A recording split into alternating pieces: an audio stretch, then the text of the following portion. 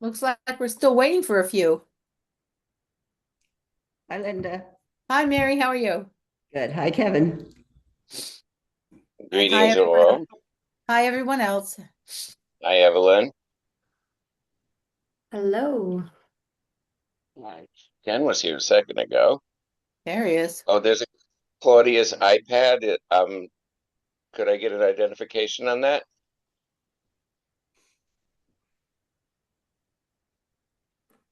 Claudia, iPad is muted, I They're believe. muted. They're muted. Yep. Yes. I'll be right back.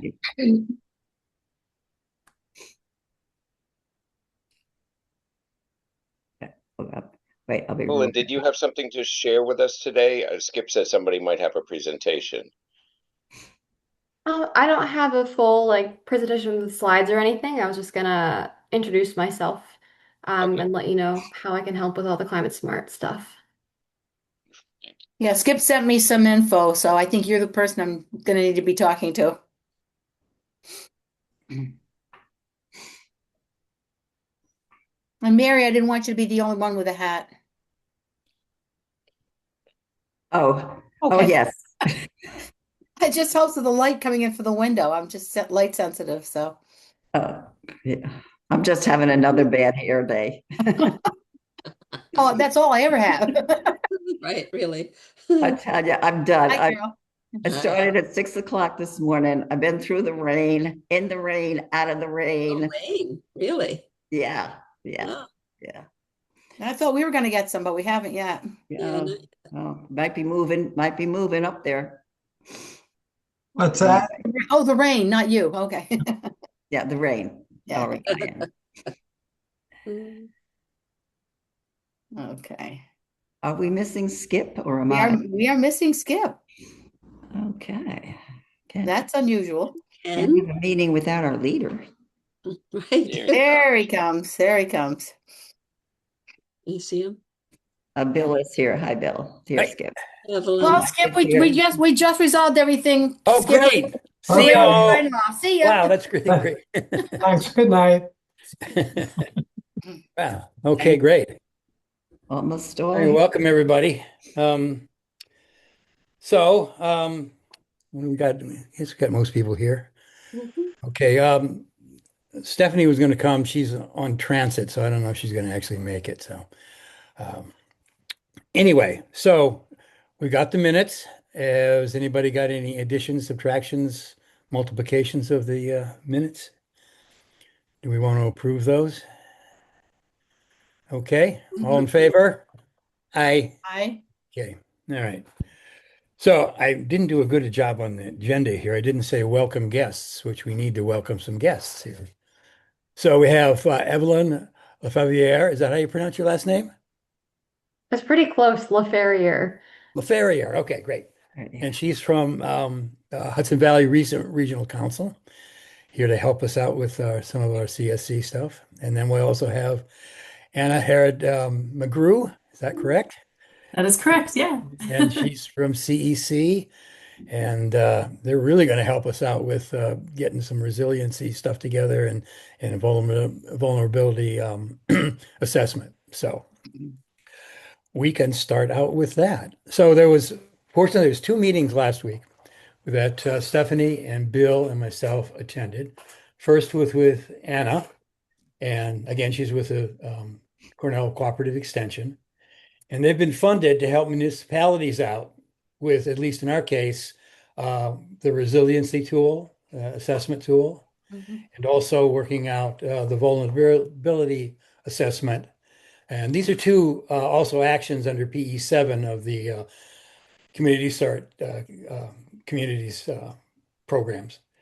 So this is going to be a big help. And then Evelyn, the next day we had a meeting with her, and she's here, as was her predecessor, Eleanor, to help us out with actually getting this thing into our portal and getting credit for it and all that. So it's a 1-2 punch, which is really great. And I pointed this out to Linda, who is our stand-in coordinator, who was a little taken aback by the size of what might need to be happen. But after relating what we've heard from Anna and Evelyn, she's willing to take this on through, at least for this these P7s, and that's going to maybe take till the end of the year. So that's all really good news. So I think we want to start with Anna. She's going to explain to us how she and CCE is going to be involved in capacity, lending us capacity to see that the things that are needed to be done in this action can be done. So take it away, Anna. Thanks so much. I just want to give a quick overview and then take any questions that you have. So we have funding through the Hudson River Estuary Program to work with, I believe, 5 communities in Ulster County, as well as the county itself, to update the Climate Smart Resiliency Planning tools, or do a new one if a community has never done one before, and then roll that into a vulnerability assessment. We are also working with communities in Dutchess County, and then we're including educators from a number of extension offices to try to maximize our work on this and make sure it's worthwhile. So this project is funded for this year, so we would be completing it by the end of the year, by December of 2026. We would start off with the planning tool update, and Saugerties completed the planning tool with extension in 2019, I believe. It needs to be updated every 5 years, but the bulk of it is already done, which is really great. And the update gets you 6 points. It's also a priority action. But along with getting you the points, it's a really nice way to kind of look back at what you've done in the past now 7 years. In that summary that you received in 2019, you would have seen goals for the future, accomplishments that you could do. And my guess is a lot of those boxes have probably been checked off. So it's good to do for points, but it's also good to kind of assess, how far you've come, how much work you've really done, which is a tremendous amount. And then it can identify, okay, now you've completed all this work. What are some future steps you can do? As we're working through the planning tool, that usually includes, we hope to do it in one big meeting with a number of municipal officials, like the town supervisor. We get planning, zoning, highway, to answer all of our questions about what plans you have, what efforts have you made to build resiliency into those plans, where's your zoning code at, all of those things. We try to knock that out in one big 2-hour meeting. It can be difficult to schedule, but once we get it, we usually get all the information we need. While that's happening, we want to kind of set ourselves up for the vulnerability assessment. So we'd also be distributing a public survey about vulnerabilities, perceived vulnerabilities in the community of Saugerties, as well as doing, educators, not you, would be doing a lot of background information, collecting maps, collecting historic storm data, anything that speaks to vulnerabilities that have been established, that we have data on for Saugerties. And then that survey would serve to offer that public perception of how climate change is impacting the town and what the actual residents view as the biggest challenges and biggest issues. And it's great to do the survey in conjunction with the data collection. Also, Donald Jr. Because you kind of get both sides of the story, what that perceived risk is and what that measured risk is. And you can kind of get a whole picture of the town and what residents are feeling. Once those survey results are compiled, the planning tool we'd hope to finish by early summer, hopefully, if we can get the meeting on the books. And the survey would be distributed throughout the summer. And by August or early September, we'd be looking to schedule a vulnerability. We're kind of calling it a workshop, a community gathering where identified stakeholders from the town, identified by you as a group, or anybody you think is relevant that would have really great institutional knowledge of community, could come together and map out all of those vulnerabilities. We take a look at maps. We'd look at county level data, take it down to the municipal level. And that meeting would include all participating communities in Ulster County.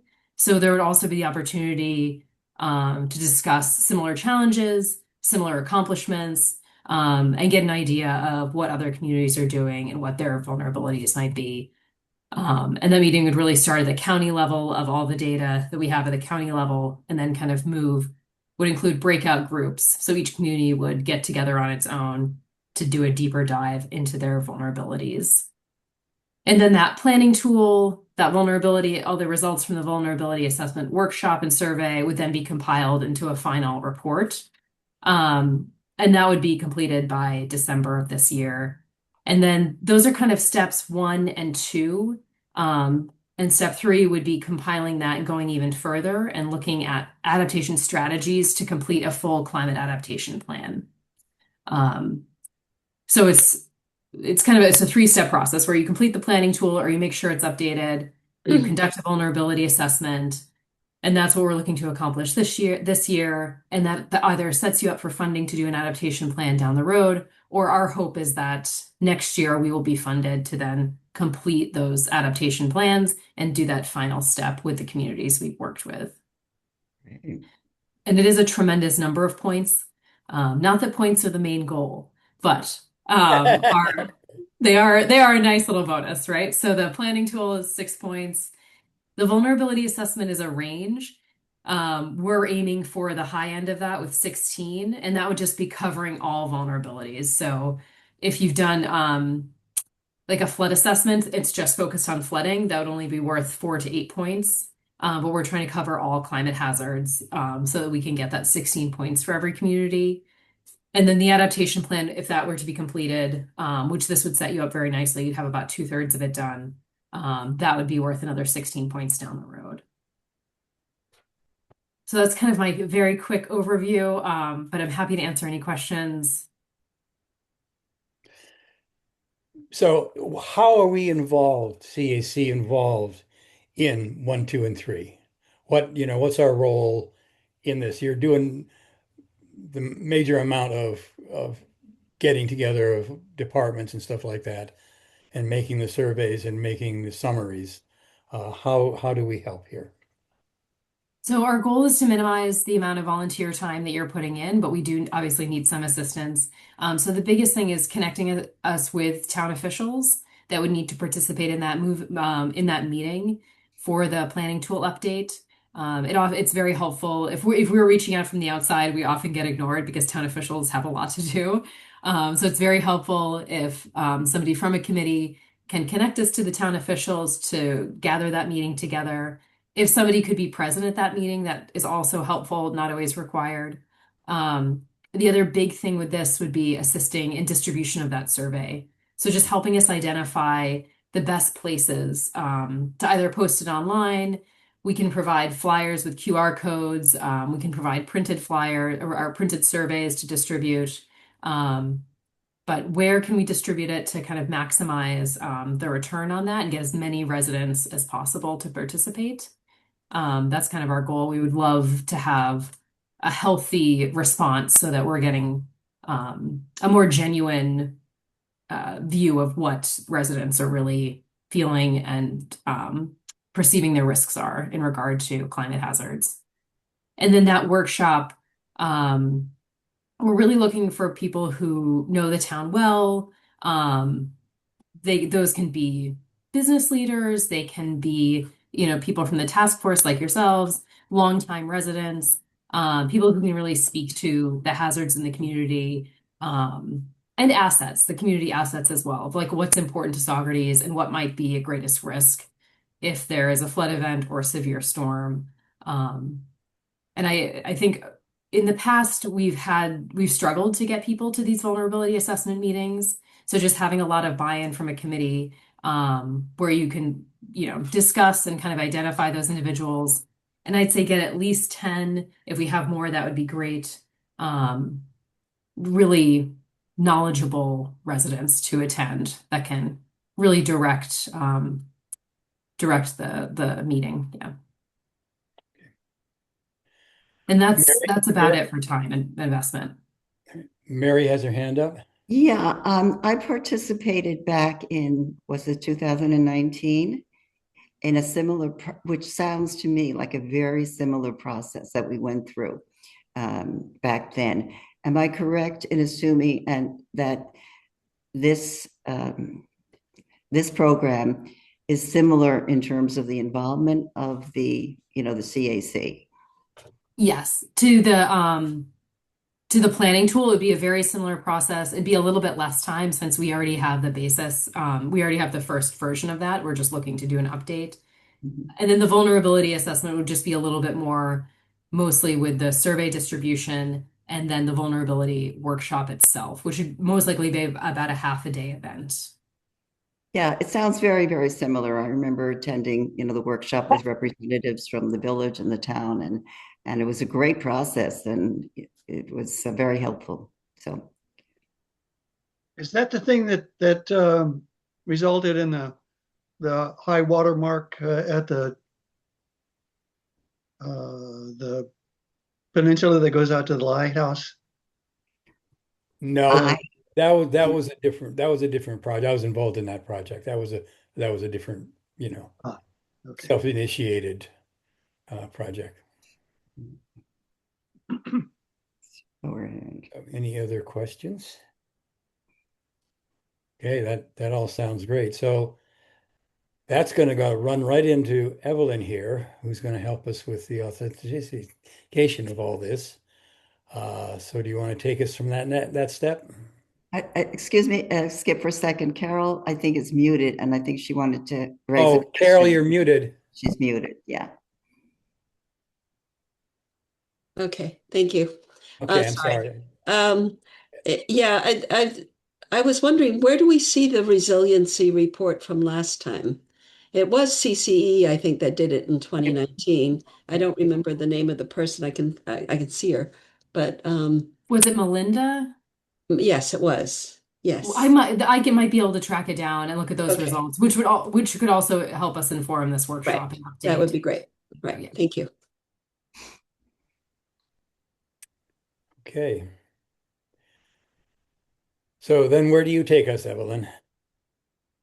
Yeah, so it's really great to hear how much support Cornell can provide on those actions, the PE7 related actions, which is really great, and those definitely tie into a lot of the other areas in the Climate Smart program. So my job title at Hudson Valley Regional Council is really long, but it's Clean Energy Communities and Climate Smart Communities Coordinator. And basically that means that I can provide assistance with both of those programs. So NYSERDA's Clean Energy Communities program, which we're expecting to reopen at some point soon. I'll definitely let you know. And then the Climate Smart Communities program. And what I can do is help to kind of map out like what actions do you want to focus on pursuing, what's kind of the timeline that we want to look at. So your current bronze certification expires in September 2029. So we have time to kind of think about what you want to do, what your next steps are, and kind of thinking about actions that we could start working on now because they have that like longer look back period. So things that will last for 5-10 years, and then other things that we'd want to wait until getting closer to when you're going to be submitting for recertification. So I can help review all of the different documentations that we're gathering, make sure that you have all of the right stuff that you need and what the DEC wants to see in the applications, and help with gathering that data and just kind of understanding what the DEC is looking for. And something else that's really cool is we've partnered with Ulster County and the Ulster County Department of the Environment for a kind of like a little extra program. They're calling it Ulster County META, or Municipal Energy Technical Assistance.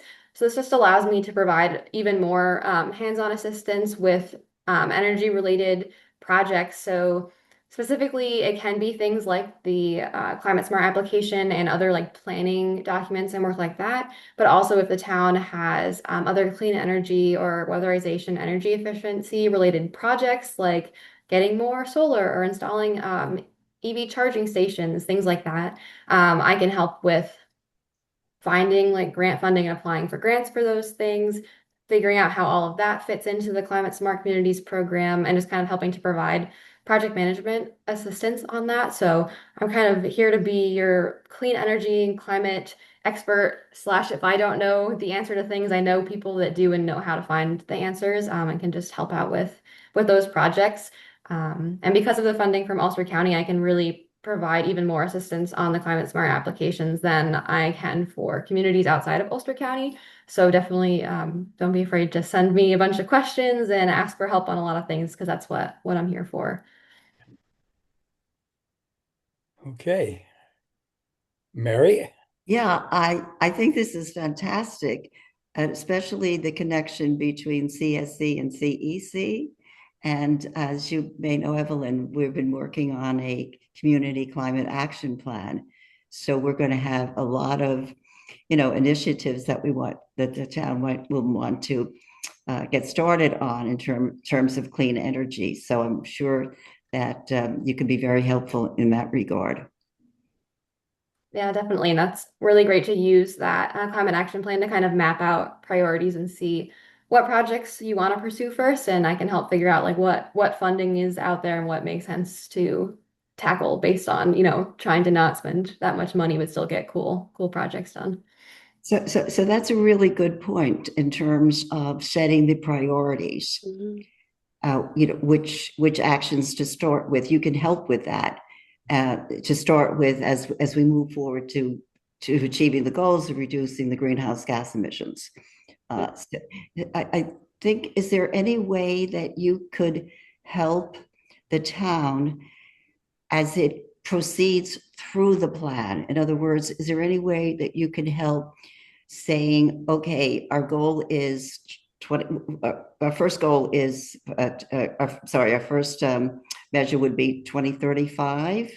But is there a way that you can help the town say, okay, they started 2026, the town has done A, B, C, D, it's now like 2029 or 2030. Is there a way that you could help the town get some data to see what progress the town may have made in terms of reducing the goals?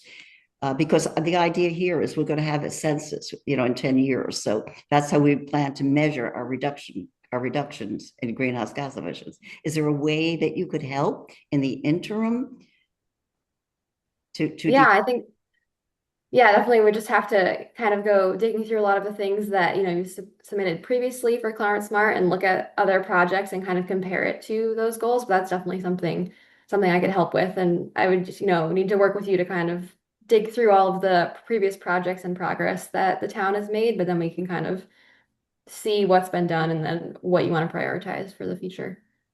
Okay, thanks. Carol? Yeah, it seems like it's sort of like a strategic plan for the next 5 years or something like that, and trying to figure out what steps we need to do to get to 2030. And then the census will help inform from there on.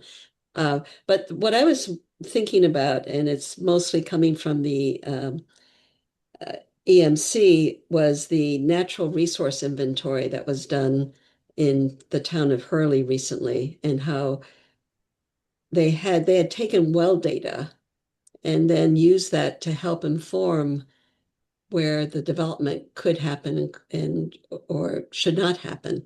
And I'm wondering where that might lie in between you and I'm sorry, who was the previous person?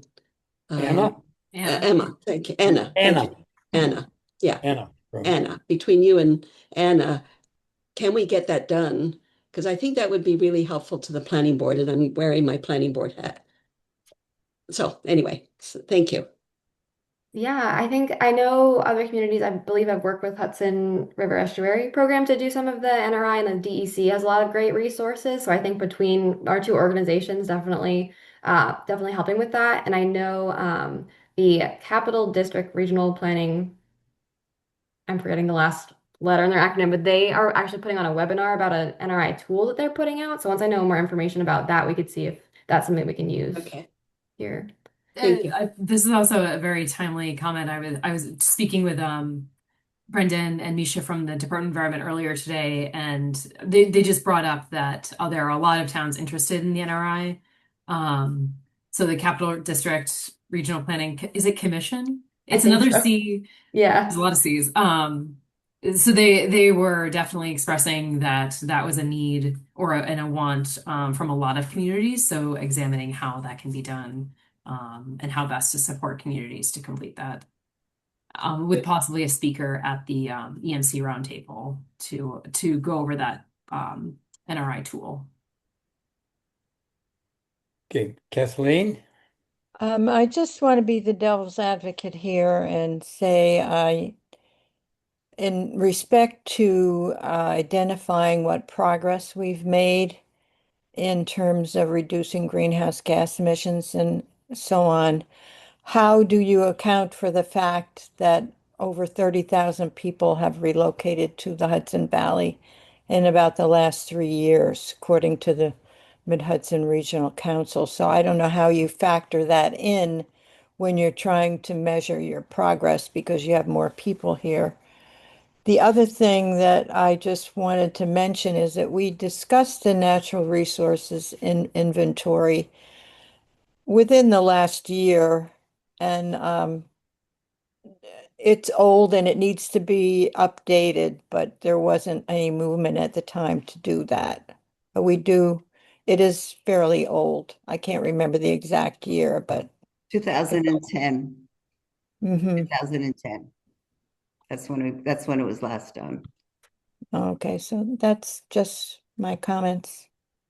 So many communities are in need of that, and you two are reaching out to see what help might be there to complete that, either funding or actual work.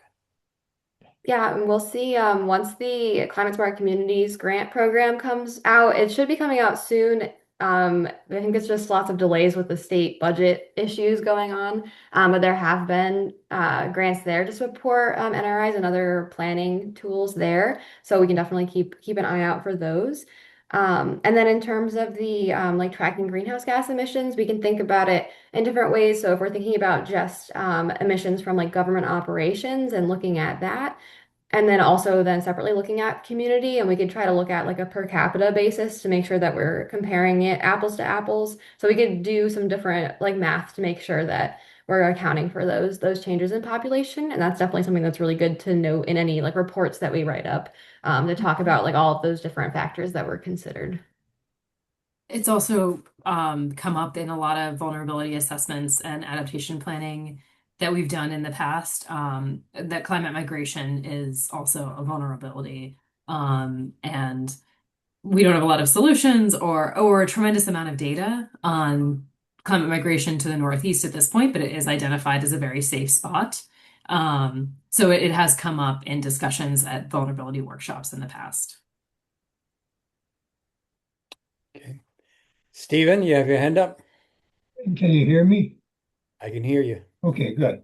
One of the things that came up in the Community Climate Action Plan was an emphasis on electric vehicles. And that's something we could probably figure a way to study because we could look at how many new charging stations have been put in. That was one of the recommendations. And that's a pretty concrete item. And it should be possible also, I guess, to look at the distribution of the kind of vehicles that are registered in Saugerties. How many are electric? How many are thus and such through? I think the Bureau of Motor Vehicles has a database that so I couldn't work it, but there is one that lets you figure out how many people in Saugerties registered in Saugerties have a certain type of vehicle. Someone from the group in Kingston that talked to, I can't remember when I was. So that's another possible measuring stick. Emphasis on electric vehicles, hybrids, and so forth. See if we can chart any changes in the distribution of those as over the next 5 or 10 years. Yeah, I've used that tool through the state to see like registered vehicles for other communities, so I could definitely help with that, and you can Good. see the types of vehicles there. And then there are in the Climate Smart Communities program, there's different this is more for your like municipal fleet, but there's like a fleet inventory and looking at just like tracking all the vehicles that the town owns and looking at what percentage are electric and things like that. And also the electric vehicle charging station action is also can be a helpful way to kind of track all of those. So I think definitely all of these different initiatives, we can also figure out how to tie them into different climate smart actions to get points. Elizabeth? Yes, I also wondered whether there'd be any advice given between landowners wanting to put solar arrays on their land and advice on negotiating with the town about that, whether there's would be any capacity for that. Yeah, that's definitely something that I could help, do some research in. And then I also have a lot of connections with folks at like NYSERDA that work with a lot of those type of things and different policies. So that's definitely something that I can help with. And then the things that I don't know the answer to, I can find people who know the answers. And there are different, in the program, you can get points for having like rooftop solar campaigns and things like that and encouraging local residents to get solar. So that's something that could also kind of be worked in if the town wanted to, work on promoting those type of solar projects. Thank you. Kathleen, you still have your hand up. Do you have another question? Oh, sorry. No, I thought I lowered it, but sorry. All right. So relative to the community climate action plan and help there, the town in our plan, the town is charged with putting up an individual who will kind of organize the implementation. And there's help there for that person, or is there a person that can work with the town to actually do that stuff? Is there capacity there, much like CCC got funded to do the work for the PE7? Is there funding for someone who actually can work with the town to implement? Our plan's it's general, and as it gets implemented, other specifics might come up, either different ways of looking at things or different ways of implementing. Is that kind of help available? And is it just guidance, or is it actual involvement? I think it depends. So like in my capacity, I would be able to help with guidance and like limited involvement. And then there are different grant programs that I would look up the specifics for after for like different like internship programs to have like that are funded through NYSERDA to have someone help. And there's also an on-site energy manager grant where you can have someone come in, which that would be more directly related to any of those like energy related actions. But there are different grant programs out there that can help fund either bringing someone in or like supporting another staff member in a different role to help work on these things. That's something I can definitely research more to find some specific examples if that's of interest. So there would be grants for assistance, assistant administrator of some sort to hire somebody to fulfill those needs. Yeah, I've definitely seen grants like that too out there, and we'll just have to kind of see as different grants cycle through what is available at the time that the town would be ready to be applying for that kind of assistance. I'm asking this specifically because Stephanie, who's not with us, had a discussion with her about, our proposed CCAP and whether it's going to get past the town board or not. And that's one of the questions she had there, that there might be reticence because the town is, stretched for capacity, and then this person is charged with implementing a program. So, where do they take that from? Who do they take that from, and what support's available for them to replace that if they have to take it from another department? So that was the aim of that question. And Anna, is there anything relative to CCE that's a grant program or some kind of program to help the towns out in implementing CCAP? We can probably direct you to it. Our funding is usually pretty specific on an annual basis. So we're pretty restricted with what we can do each year.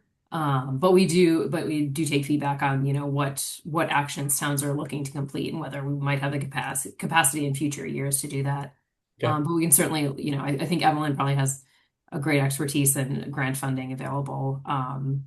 But ours is we're a little more restricted in terms of what we can work with communities on. So the answer actually is the most would be grant funding would be the opportunity. Yes. Okay. Mary, you have your hand up? Yeah, I just want to follow up on Skip's point, because that would be, in my view, a top priority.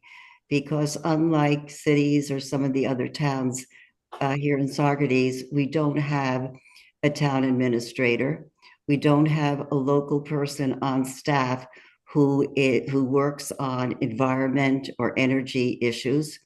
We don't have a conservation group. We don't have a communications staff.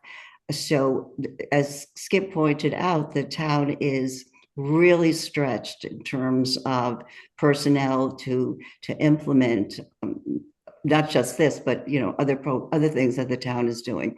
So it would be really, how shall I phrase this? But very, very disappointing if the town were not able to approve this plan because of the obstacle of not having somebody there to lead the implementation of the plan. So I just want to reinforce, the point that Skip is making, that this would be a really big priority, for a town like Saugerties. We don't have the resources. We don't have a town administrator. So, or as I said, a local staff person. You mentioned a local staff person. We don't really have anyone on staff that we could say, hey, we did back in when we did. When we first started, when we first got approved for CEC, when we got approved for CSC, when we did our rooftop solar program, when we did our plan for an action plan for government facilities, we had somebody here on staff who worked with us, and it made so much of a difference. So I guess I'm going on about this because I feel so strongly about it. Yeah, I'll definitely, after this call, and later on, I know I've seen some grants come across, some that are related to hiring someone that can help with grant writing and things like that, like administrative positions. So I'll do some digging and send over some resources, but I'll definitely keep that in mind, that's a main priority. And I'm definitely here to help with a lot of it. I can't be that one person that's running, the whole thing, but I can definitely help support there. Great. Good. All right, so we're kind of transitioning over to CCAP, which is the next item. And so that answers one of the questions that Stephanie had. Another one, do you know the process for the town to implement the CCAP? I mean, there's questions like, does it require a public hearing? Do you know that? Or is that specific to a town? Or are there other implications? Is it just something they can look and they can pass a resolution, or is there other things involved? Do they have to have hearings or whatever else? As far as I know from what other communities have done, having just different public meetings, education outreach to talk about the plan, which I believe you've already done, that was incorporated in the plan. And then after the plan is passed by a resolution by the town board, it just has to be made public and accessible to the public. So on the town website, you could also have hard copies available at the library, things like that. So I can double check, but as far as I know, it's just as long as it's following whatever the town's policies are for passing resolution to adopt a plan, and then just making sure that the public has access to it. Okay. Yeah, and as I recall, back when we did the climate plan for government facilities, I don't recall having a public hearing at that point. So yeah, that'd be good to get that clarified. Okay. One more point, Skip. When I looked at what needs to be submitted, there was no there was nothing in that area of CSC that said, a public hearing is required. But as Evelyn said, it does talk about a resolution, and CSC has a template for the resolution, as I understand it, for the town board can modify to specifically to Saugerties. Okay, we should get that. So just as we go over to this, we have a pretty much complete plan. Evelyn has reviewed it and said, it looked good to her. It would pass muster with CSC, and that our next step is to present it to the town board and then, to the public, publish it. Stephanie chimed in later, which I added as an attachment to the minutes here, that she had some comments on it. And Mary's had a conversation with her, and I've had a conversation with her.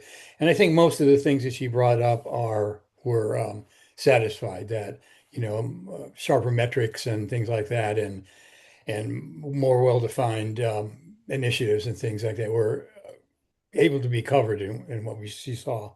And her questions were, one about the necessity of a public hearing. One was the issue of how the town could be financially supported in doing this.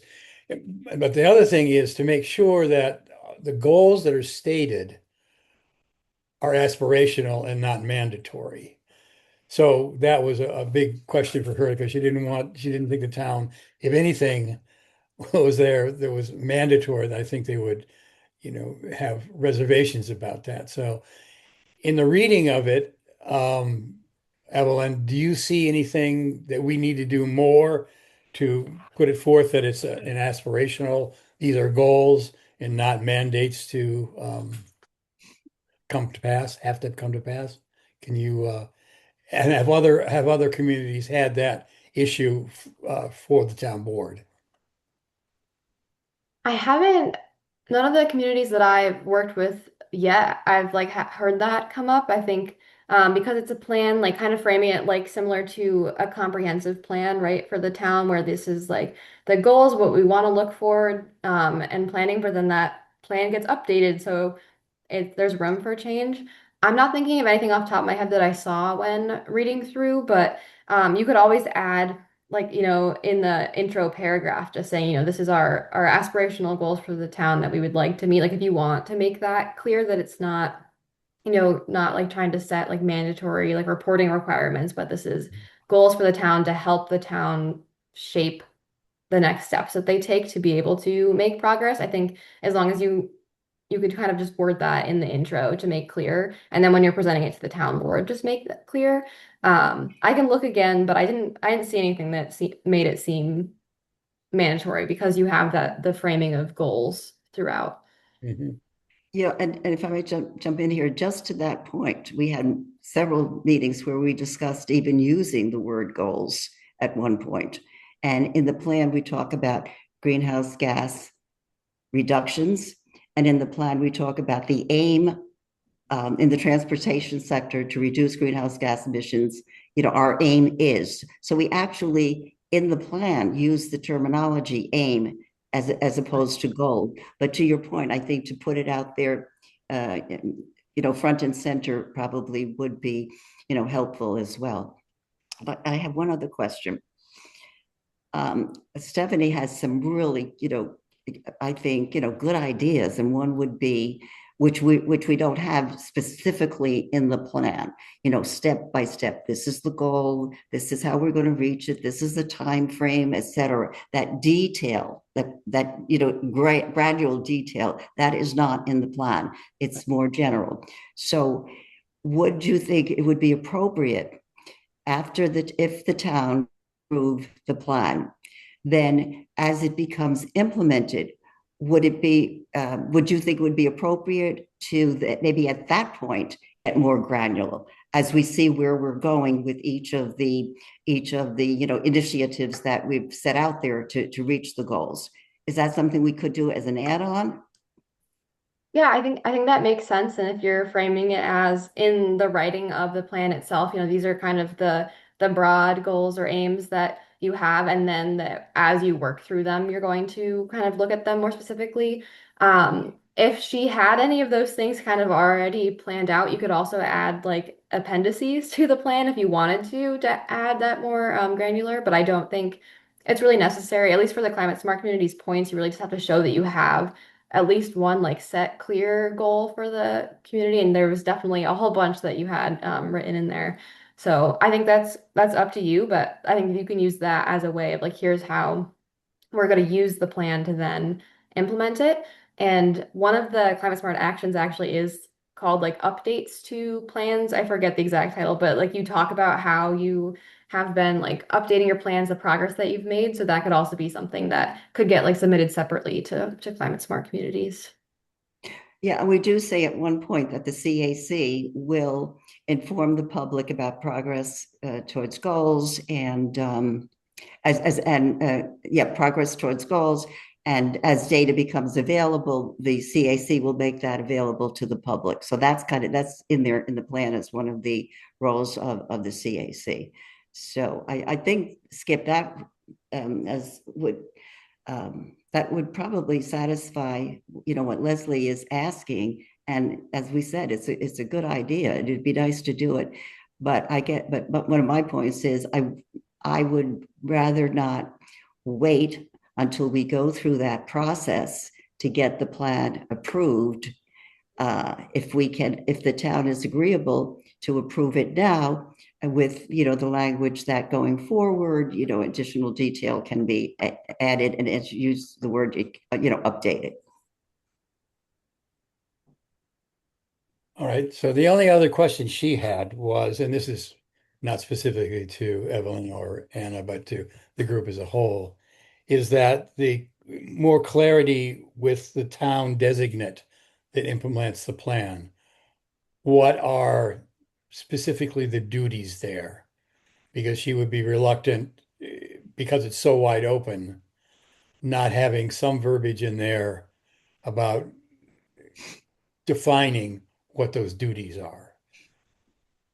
So what the role of the person who's appointed by the town to lead the implementation of the plan? Is that what you said? correct. Under the implementation section, it says the town will designate a person to, in cooperation with, implement. So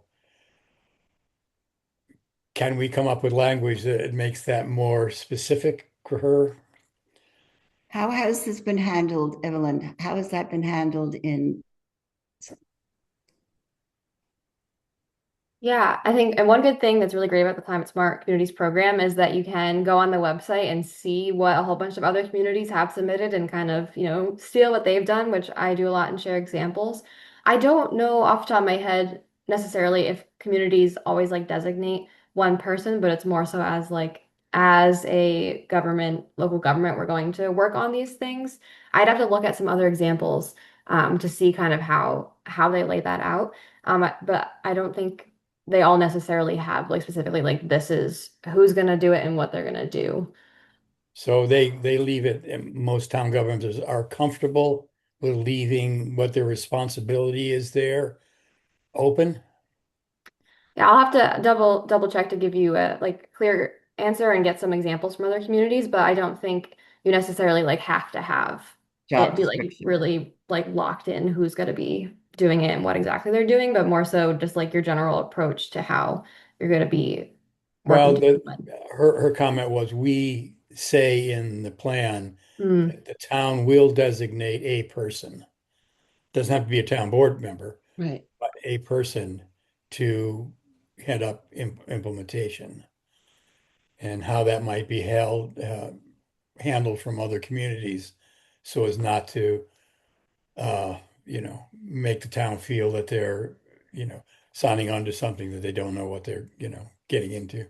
Well, at one point in the plan, we talk about the in the implementation, working with the person designated, works Yes. with, the department heads, Right. different That's- communities, different committees within the community. So, that still that, granularly describes it gives a description. But what about this? Because the thing is working with, I mean, what does that mean? Does Yeah, that I mean know. mandatorily having meetings regularly every month, or does that mean talking to them at a coffee shop? Yeah, no, I understand I understand the question, and I understand, the point behind it.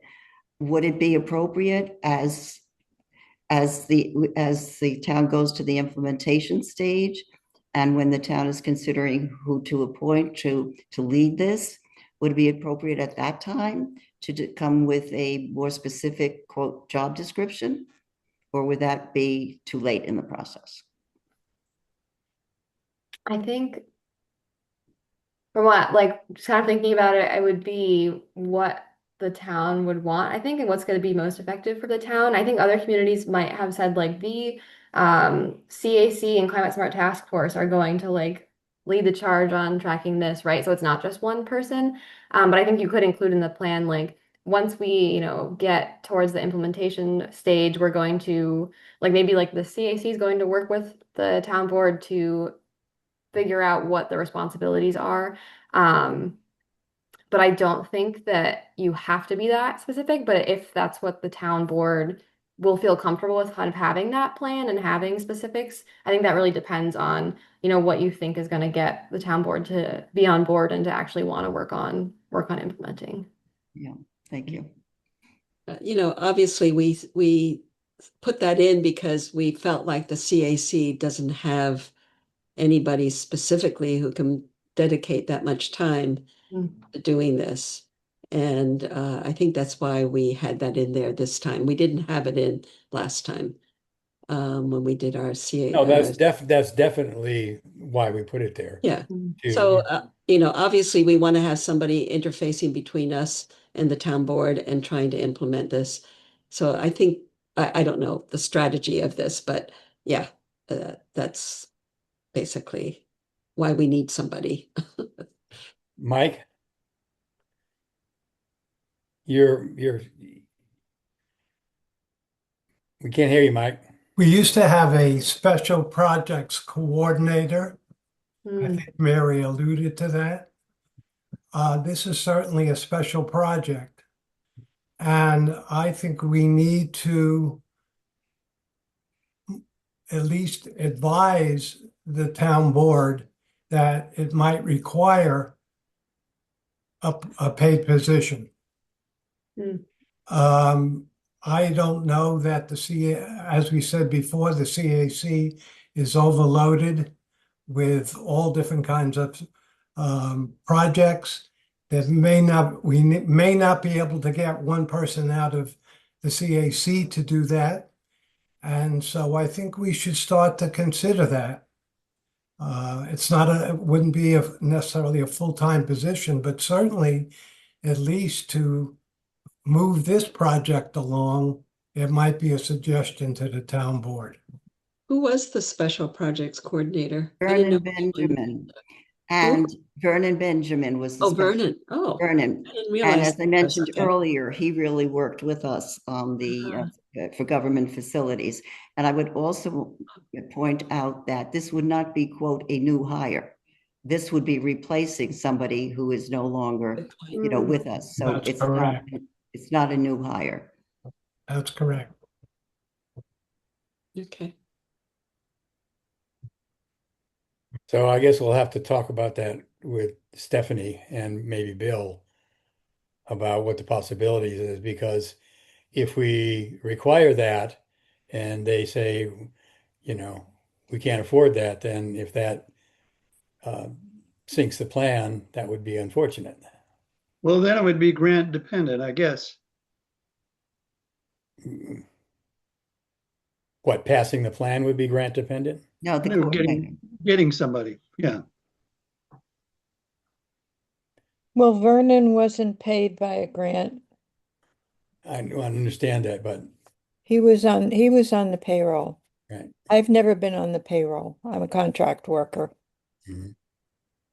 And basically what he was doing fell into my lap when he left.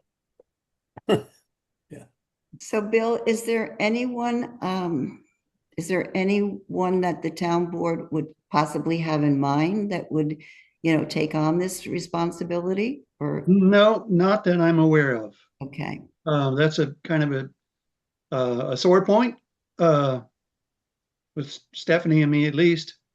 That we really feel like we need one. We feel like it would probably pay for itself. But That is, you're talking about a special operations, yeah, right? That's in general, not necessarily specific to this. but I'm just speaking as Bill Barr here. It's something, but I think what we're talking about now is going to have to figure out how to word this so that it's contingent, recognizing that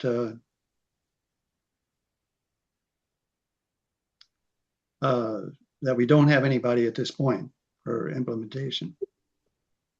So Or that we might be able to get somebody to volunteer, a Yeah. board member or something like that. So, Kathleen, you sort of suggested that Vernon was writing grants before you came along, or before you dropped it in your lap? Well, I was hired to assist him, Okay. and he actually was more involved in the bigger part of starting projects and not administering. And I ended up doing the administering and applying for grants after. Two people. Yeah. So, but that the overlap was a short period of time. Okay. Yeah. And it would, I have suggested to Fred that it would definitely be worth hiring someone, a staff person that gets benefits, because there's going to be a tremendous expense to try to get people to write grants independently. Right. Going rate is going to be very high, and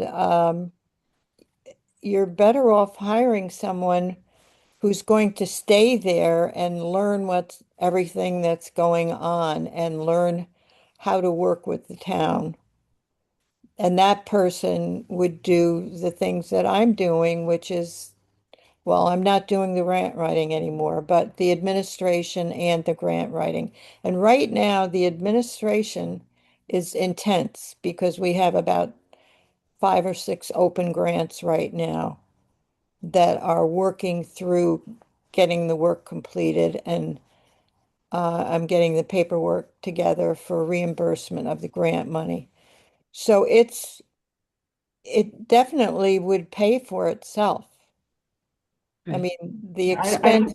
I don't know that we really have to get into the discussion about, this now. I think as Skip said, let's consider this and, going forward to see what the town, and how to resolve this, and what the town board, what the expectation would be. But I don't want I'd like to see the community climate action plan be adopted by the town, not necessarily contingent on having this resolved. Well, maybe we can just And we do, is as that it is, and let them respond. all right? Because Bill was suggesting that it would be a contingency, and I don't want to see this. No, I didn't mean to say that Okay. approving the plan is a Okay. contingency, but I meant execution, implementation. Yeah.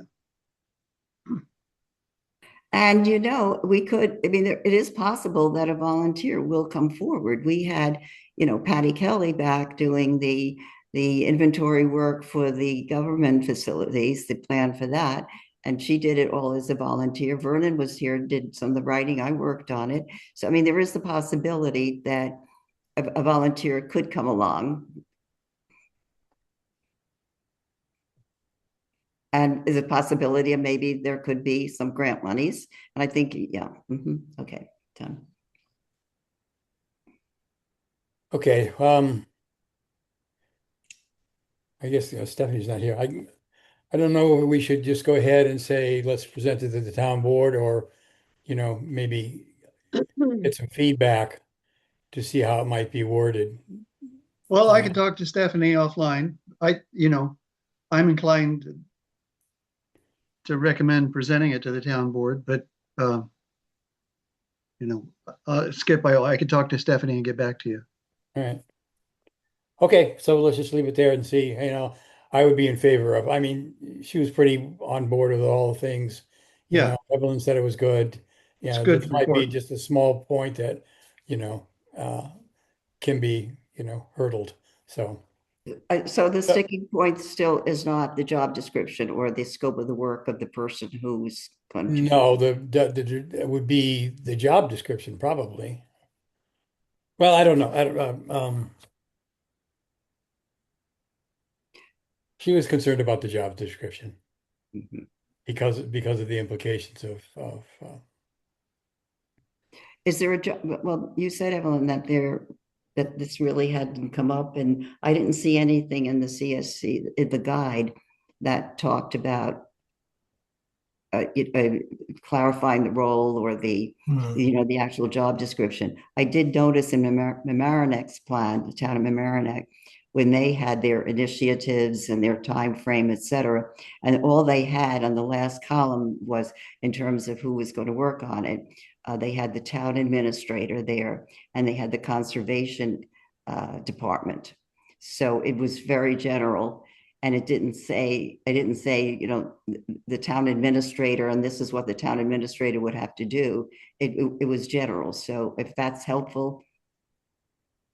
Yeah, no, I think keeping it pretty general is what I've seen other communities do. And a lot of other towns, villages are kind of in the same boat as you, where they don't have like a designated sustainability or environmental person. Sometimes they might have a grant writer or project manager, but it kind of tends to be like a team effort of folks working on it, and volunteers like the Climate Smart Task Force and the CACs, like those groups end up just kind of working on it with the town board, and kind of as you're pursuing all of the other climate smart actions and working on like getting charging stations, for example, things like that, like working through climate smart kind of helps you progress towards your goals in the plan as well. So I don't think that the job description or anything like that needs to be a big hang up for you, unless that's something that the town board feels is really important, and that's the direction that the board wants to go in, having one person be in charge of it. Okay. Mike? So at this point, that shouldn't stop us from moving this plan along to the town board. I don't think Is so. that what we want to do? Yep. Okay, well, let's do that then. We'll move it along and see, Pardon me? let's move it along. Well, do we need a vote? Yep. Okay, All in favor of moving along and presenting this to the town board? raise your hand. Okay. Any Mary, opposed? congratulations, Mary. Any opposed? Right. Motion carried. Is, It's Motion official. carried. Motion carried. It's official. right. Hey So is it- everyone, congratulations. I just wanted to say that I jumped on a minute ago. I'm glad I was able to see the positive vote. Oh, nice. Okay. Okay, aye.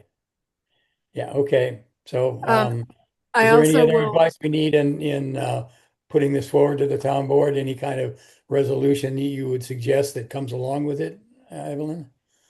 Or just, There is a template, right, Evelyn? There's a template that you can share.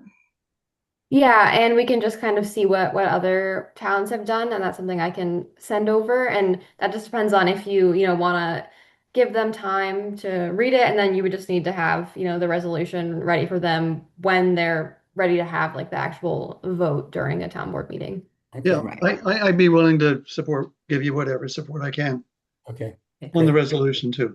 okay, great. All right. Good. One more thing accomplished. Yeah. Okay, so BESS. So we've been considering an overview of BESS, people have made some input about, its reason to be, it's a ecological advantages to the grid and stuff. And Stephen's been really taking a deep dive on the safety issue, because that seems to be the number one issue. And pretty much what he's found is the incidence of the fires, although the descriptions are sometimes horrific, the actual incidents and implications are uh, not as scary as it might seem.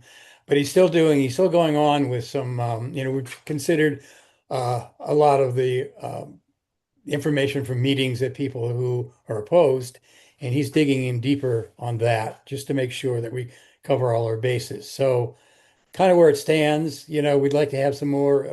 Mike has jumped into the situation where we need more energy on the grid and, in energy transfer over to renewables, there's going to be more need for the electricity.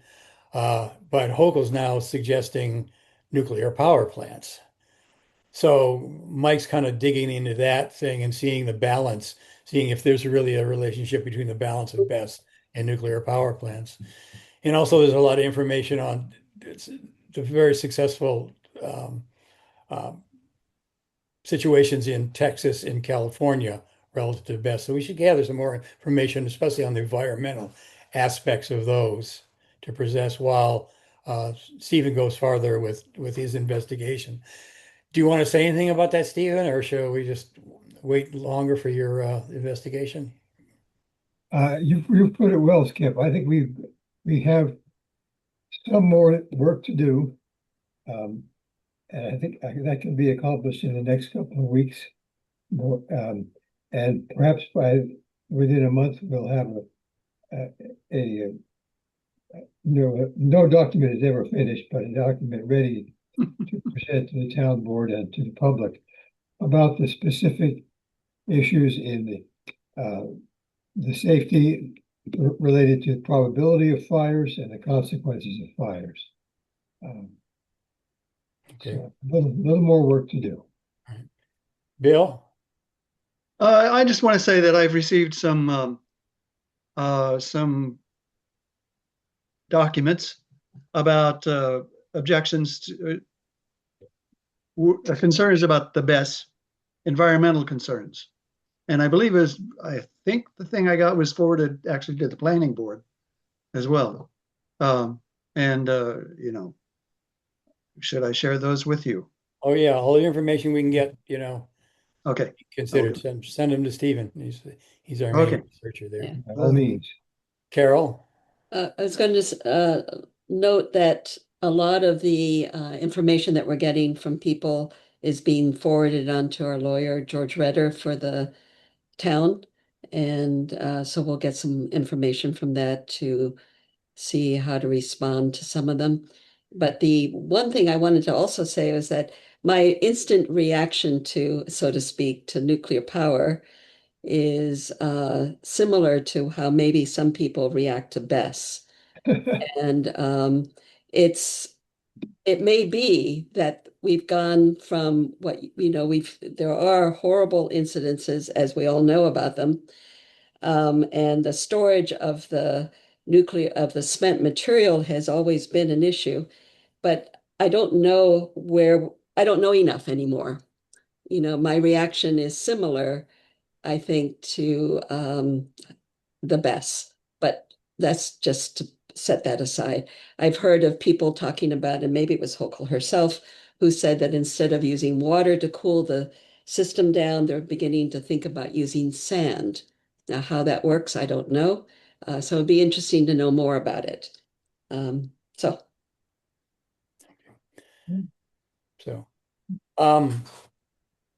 Our charge here is not, Right. it's the planning board who's going through the seeker process. And I think Right. we all have faith in the seeker process, Mhm. although probably shouldn't, it's not our job to decide whether there should be a pause deck or not, but we should be able to chime in when there's opportunity for public comment. Correct. That's when we can be involved in the seeker process.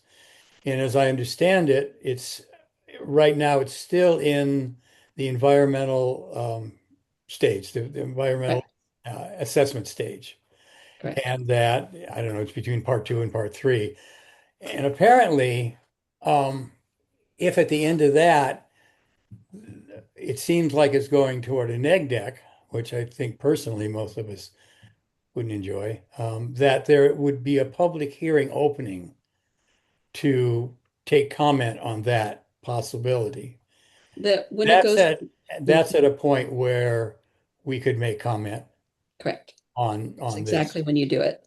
Okay, so that's just some information about, where our roles are. We're gonna do it, overall, kind of an overall general view to the town board, but then specifically when hearings open, we could chime in there appropriately. Correct. Mary? Yeah, just a point of clarification. Is the planning board going to hold a public hearing on Yes. whether or not to declare a positive or negative?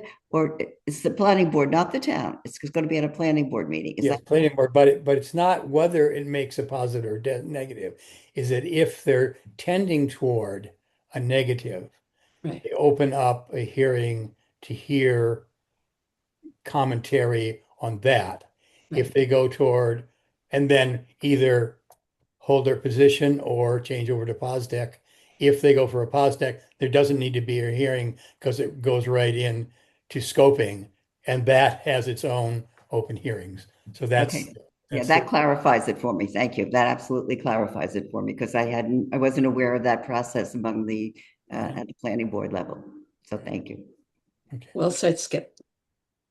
Okay, so yes, and now I reverse these in the, does anybody have other comment? You want to add anything to the, the overview? Okay, and if you have any information one way or another, you can send it to Stephen. He's being our research director here. So he's good at that.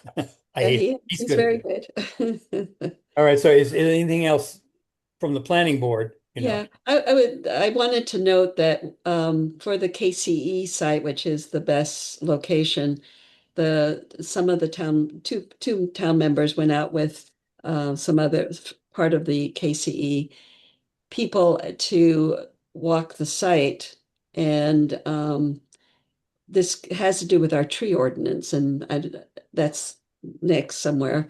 But they were looking at wanting to identify 6-inch tree, any 6-inch trees that were on the site needed to be put on the plan. Is that something that we really expect to have done? 6-inch? 6 inches, where the planning board has we're looking at that. There's a lot of, in this particular case, there's a lot of very young trees, and it seemed to me that it wasn't a critical factor, but we don't have an arborist yet.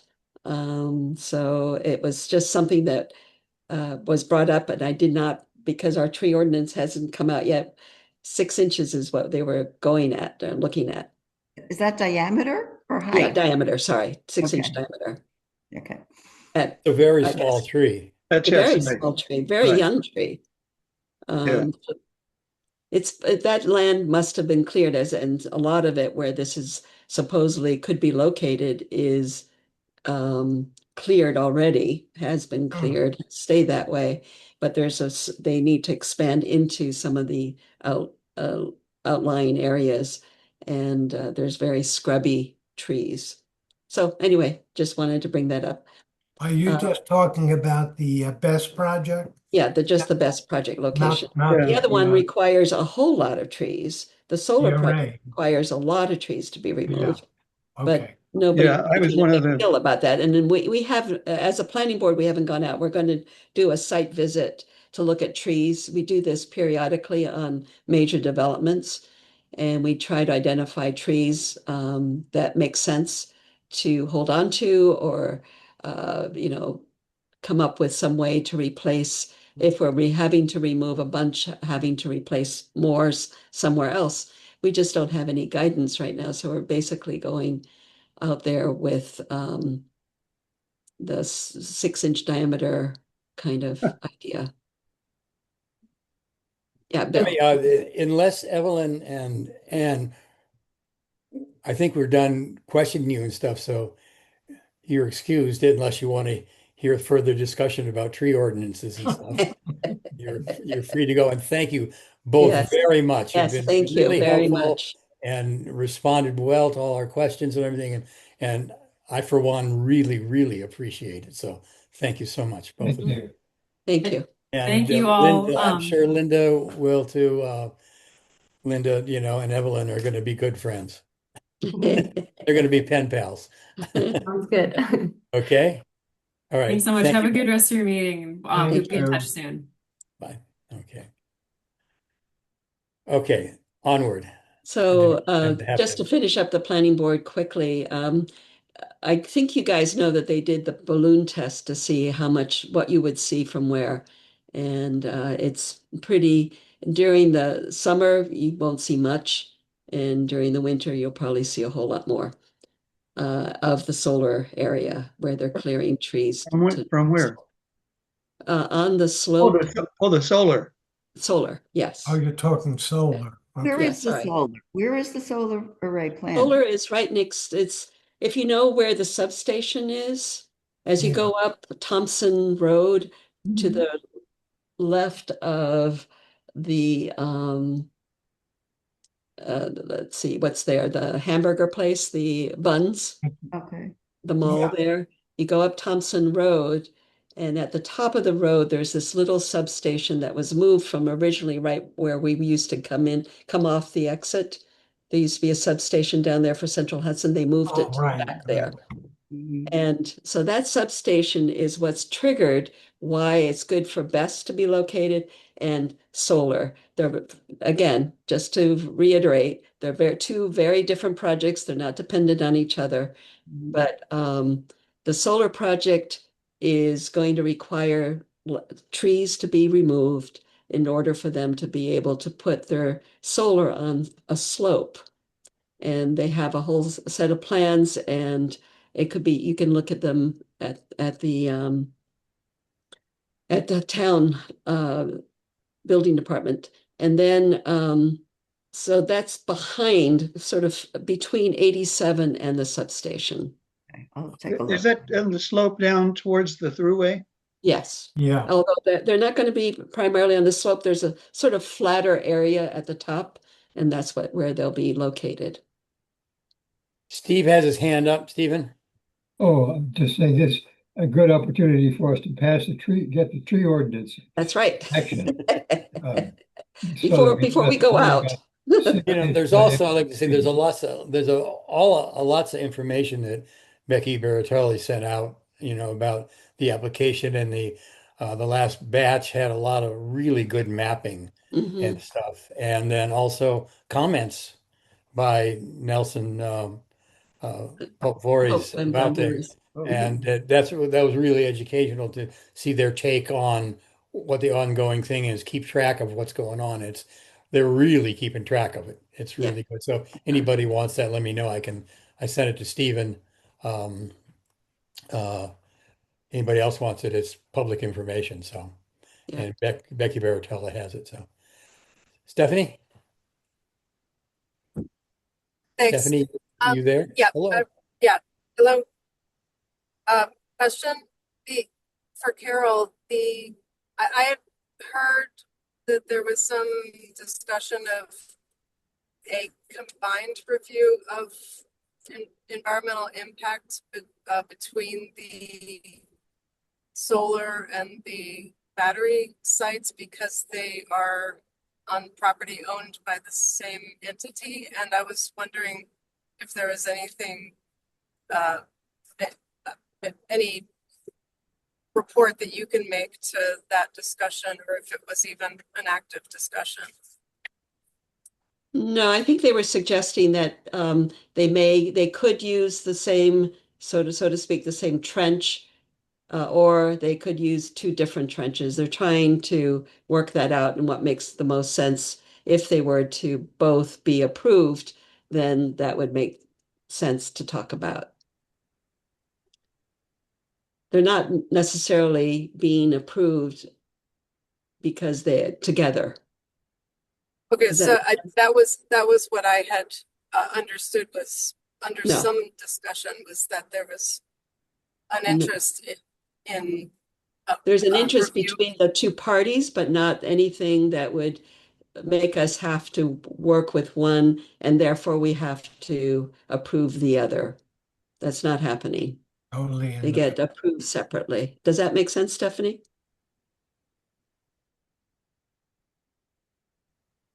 Bill?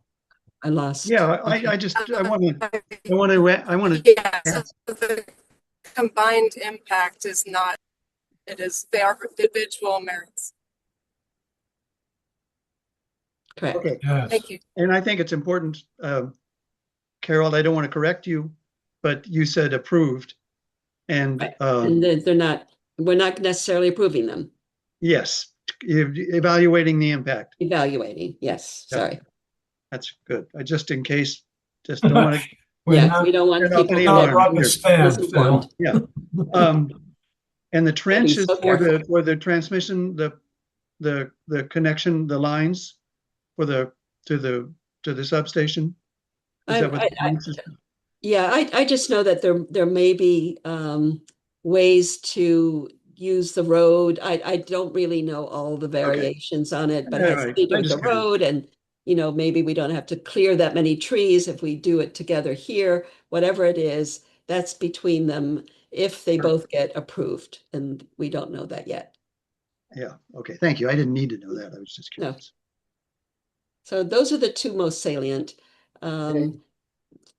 And the one project that is requiring perhaps a town road extension so that Black Walnut Farm can have their wedding a little more safely.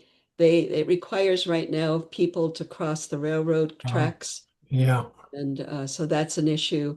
And right now they have a way to bring people by bus, and there's enough queuing. It's 440 feet or 400 feet between the railroad tracks and Old Kings Highway. So that was of interest.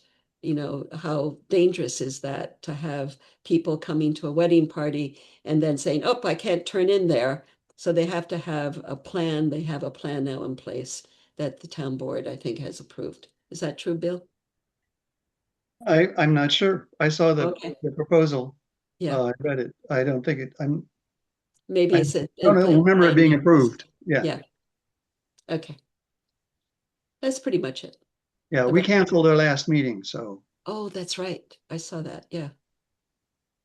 So anything on EMC?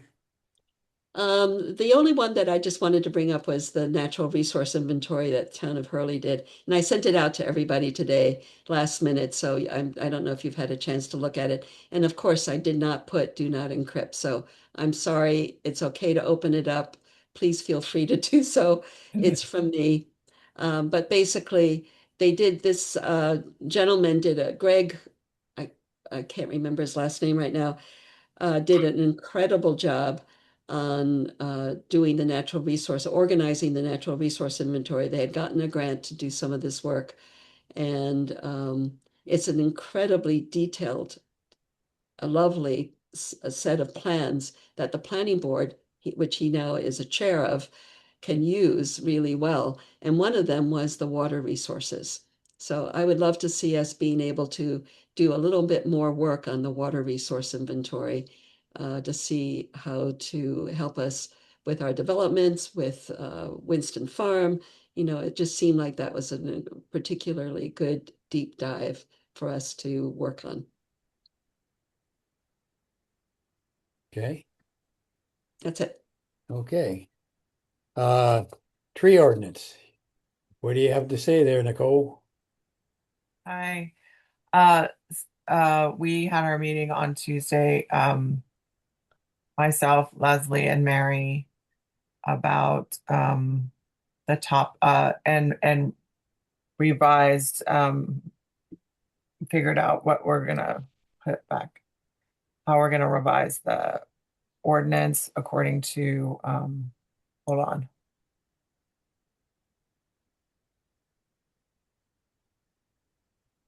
Forested land versus forested land, not versus, but forested land and non-forested land definitions. And I'm just going to read it to you now because we didn't we didn't finish it in time to send it with the deadline that I was given by Skip. So unless, and I can just send this to Skip after to email to you. So if you want to look at it closer, or and then of course we can talk about it now too. But it's just we're adding in a section about delineating forested land and non-forested land. So I'm going to start with the definition of forested land. We took it from the definition from the U.S. Forest Service definition of forested land, and we modified it just a little for Saugerties. The definition is land area covering more than 1 acre with trees higher than 16 feet and a canopy cover of more than 10%. And I think the only change that we made was it was 1.2 acre, and we changed it to 1 acre because we thought that made more sense than saying 1.2 acres. And then the part of, and then after, that's the definition of forested land. So how is that going to apply? An application shall be required if you want to clear cut or selectively cut trees on forested land greater than 1 acre. Excuse me, Nicole, could you read that one again? I'm sorry. It's just the one that we went over. It's the exact same thing we did, Mary. An application shall be required to clear cut or selectively cut trees on forested land greater than 1 acre. An application and a permit. I took out the permit. I thought we were just doing the application and not a permit. On greater than 1 acre? On greater than 1 acre? Sorry. My understanding, well, maybe we should, Okay, Leslie, did you want to say something about that? I thought it was application and approval with basically on the application, it's a check approve or check unapprove, gets stamped and dated by the town. Yeah, the application is serving as a sort of permit. Or they get it back. And it's approved or unapproved. But Mary was saying, oh yeah, the fee, that was the, yeah. Right. What you're talking about is on forested land, less than 1 acre. All you need is an application, no permit, no fee, for 1 acre. But on forested land, it greater than 1 acre. If you got 10 acres, anything greater than 1 acre, you need an application and a permit. Okay. Right? Well, I'm sorry. I'm sorry. I guess I misunderstood during our meeting about that, but I thought it was just an application. I thought we were deleting the word permit, but I'll put it back in. It's fine. Hold on. I don't want to discuss back and forth about the permit thing because I don't really know about it. But if everybody else wants to chime in of application and permit, because of I was just going to read what we had, but unfortunately, when I sent it to Mary and Leslie earlier today, for some reason the background was black, and so they couldn't read what I had. And so now thoroughly I'm chiming in on edits. But it might say application and permit at this point. It sounds like Mary would like to do that, which is fine with me. No, only for greater than 1 acre. That's my point. Okay. Let me just finish reading it. It's very short. It's going to last, it's literally a minute of writing, maybe a couple minutes. Okay. But so that's so basically we're still on the forested land topic. So you do an application and a permit if you want to clear cut or selectively cut trees on forested land greater than 1 acre. Okay. And the opposite way of saying that would be if you have less than 1 acre of forested land that you're cutting trees on, you will need no application or no permit. But Mary just said she thinks we should have an application even less than 1 acre, which again is my misunderstanding. I didn't realize we were going to have an application for less than 1 acre. Mary, is that how you understood it, Leslie? I think I understood it as you did, Nicole. Okay, so Mary, I can't even. Okay, because when we had the conversation, I think Mary would like to have an application even on less than 1 acre, and Mary and me and Leslie think that that's asking too much. and that the application and permit should be only if it's more than 1 acre of forested land. The point being, I've got 5 acres, let's say. So I can cut less than 1 acre, Right. right? No application, no permit, no nothing. The town has no idea what I've done. And I did it and I cleared my acre. And you know what? Next year, here I am. I'm Hi, going to do another another acre. acre. Let me cut another acre. And so Okay. the point being that an application will track that. So I can't go every 6 months and cut an acre and an acre and an acre and end up, my forest is gone. That's my point. Okay, that's a good point.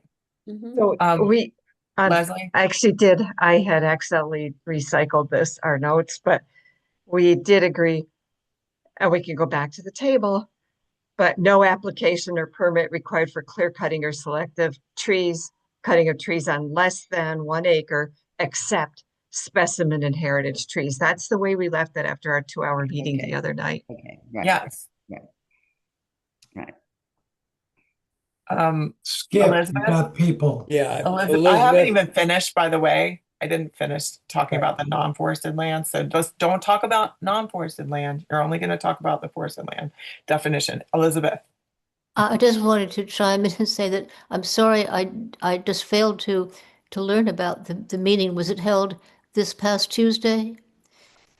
Yeah, I mean, it was really like me and Leslie were supposed to come up with these definitions. That was our agreement last time. So it wasn't a real tree meeting, Okay. Elizabeth. We didn't call the whole group. It was just me and Leslie meeting. And then Mary contacted me and said she wanted to participate. Okay. Well, And not so that I it could ended. have, not that I could have offered any sage advice, but I just want to apologize for not Oh, attending the no, meeting. no. It was just a little side thing. It wasn't a real meeting like that. Okay, thank you. Okay, can I finish reading? And I'll read about the non-forested land. Non-forested land is defined as land area covering less than 1 acre and a canopy cover of less than 10%. Okay, so it's the opposite of what forested land is defined as. On non-forested land, no, you will not need any permit or application. So now I feel like this is all wrong. But anyway, I didn't think you needed an application or a permit to cut or selective cut any trees. And non-forested land is less than 1 acre, everyone. And it has a 10% less, and a canopy less than 10%. And What if it has and except for a heritage or a specimen tree. Yep. Okay, so if you have heritage or specimen trees, you still need an application to cut those on non-forested land. Okay. But the definition of non-forested land is less than 1 acre. So most people who have small acreage will not have to do an application to cut anything less than 1 acre. They will not have to do any application or a permit, nothing. You can go cut as many trees as you want on your less than 1 acre. Am I correct? I think I'm correct on that. Yes. Leslie and Yes. Mary. But so and we came up with this because it was confusing before, and so we're trying to make it clear for people that the biggest impact for people of this tree policy would be people with large areas of land that they're cutting large amounts, more than 1 acre of wood forest. Questions? Oh, yeah. So it sounds good to me. The only question that I have, I guess, is how do you measure canopy? I don't really know how one goes about that. But anyway, the 1 acre sounds perfectly fine to me. Leslie, can you answer that question about canopy? Okay, I think we needed. I am not absolutely sure either. Is it where the tree But- branches end? Is that what? Yeah, well, yeah, you get, like if you Hey. look at a given amount of forest floor on a sunny day, you measure it out. If Okay. more than 1 in 10 square feet has sun in it, then that's a 10%, over 10% canopy. Okay. Mary? So anyway, I think that helps with homeowners, and it also addresses what developers might need to be dealing with. All right, Mary? We didn't get to discuss on Tuesday evening, but how to weave this into what we were originally talking about, which was on now it would be on non-forested land.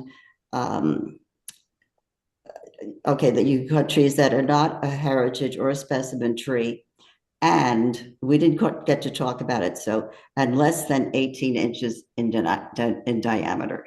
So it looks like, because we didn't talk about it, whether or not on the non-forested land, you can cut, and clear cut and the whole thing without a permit, without an application. But if it's more than 18 inches diameter, Yeah. It is, the 18 inches is in there, Mary. It's in the specimen tree definition. Is large. Our definition of specimen tree is over 18 inches. So basically a specimen tree, is over 18 inches in diameter. A heritage tree is not necessarily. So the question is, do we need to say you can cut a tree that is less than 18 inches in diameter, or is it covered by saying no, you can't cut a heritage or a specimen? That's what I'm. Well, it is covered because we define specimen tree as over 18 inches, and heritage tree. Well, if you cut a heritage tree, will be like the community coming out and saying this tree, even though it's not 18 inches, we still think this is a heritage tree, or we talked about this a little. Yeah, it's confusing for me, but.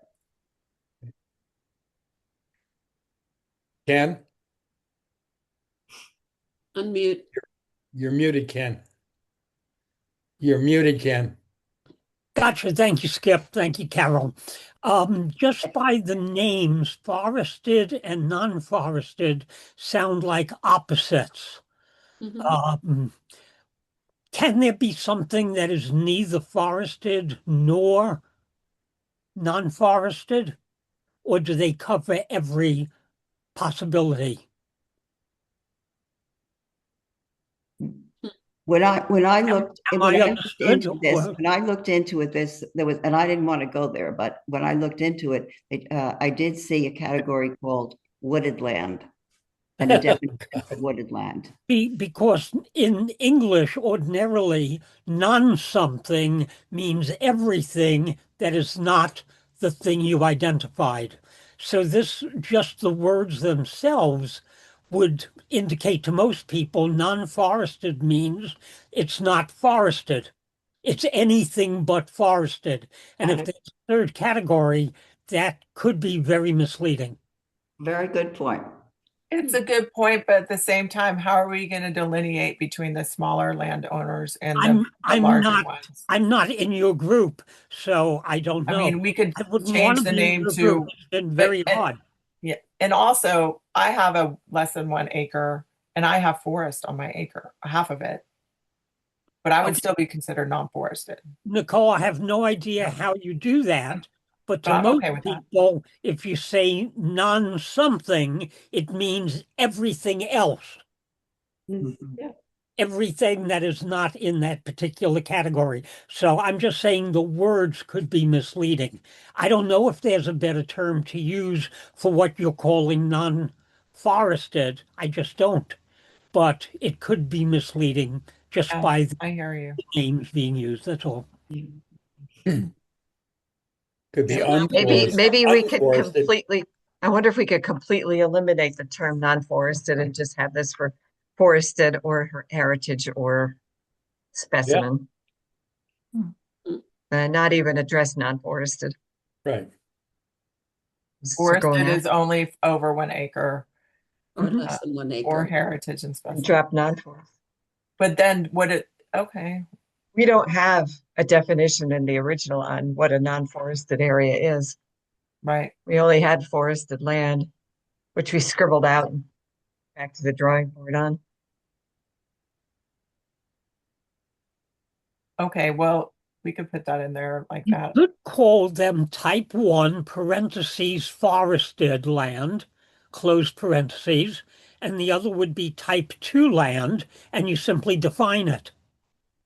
Oh, You're not indicating that together they cover everything. A type 1 land, and so people who know what forested means, you put it in parentheses, but you have no parentheses for type 2. So it's It's everything. definition of type 1, type 2. Steve? I'm just trying to think that a vacant lot with no trees on it would also be type 2, right? If it's so less than an acre.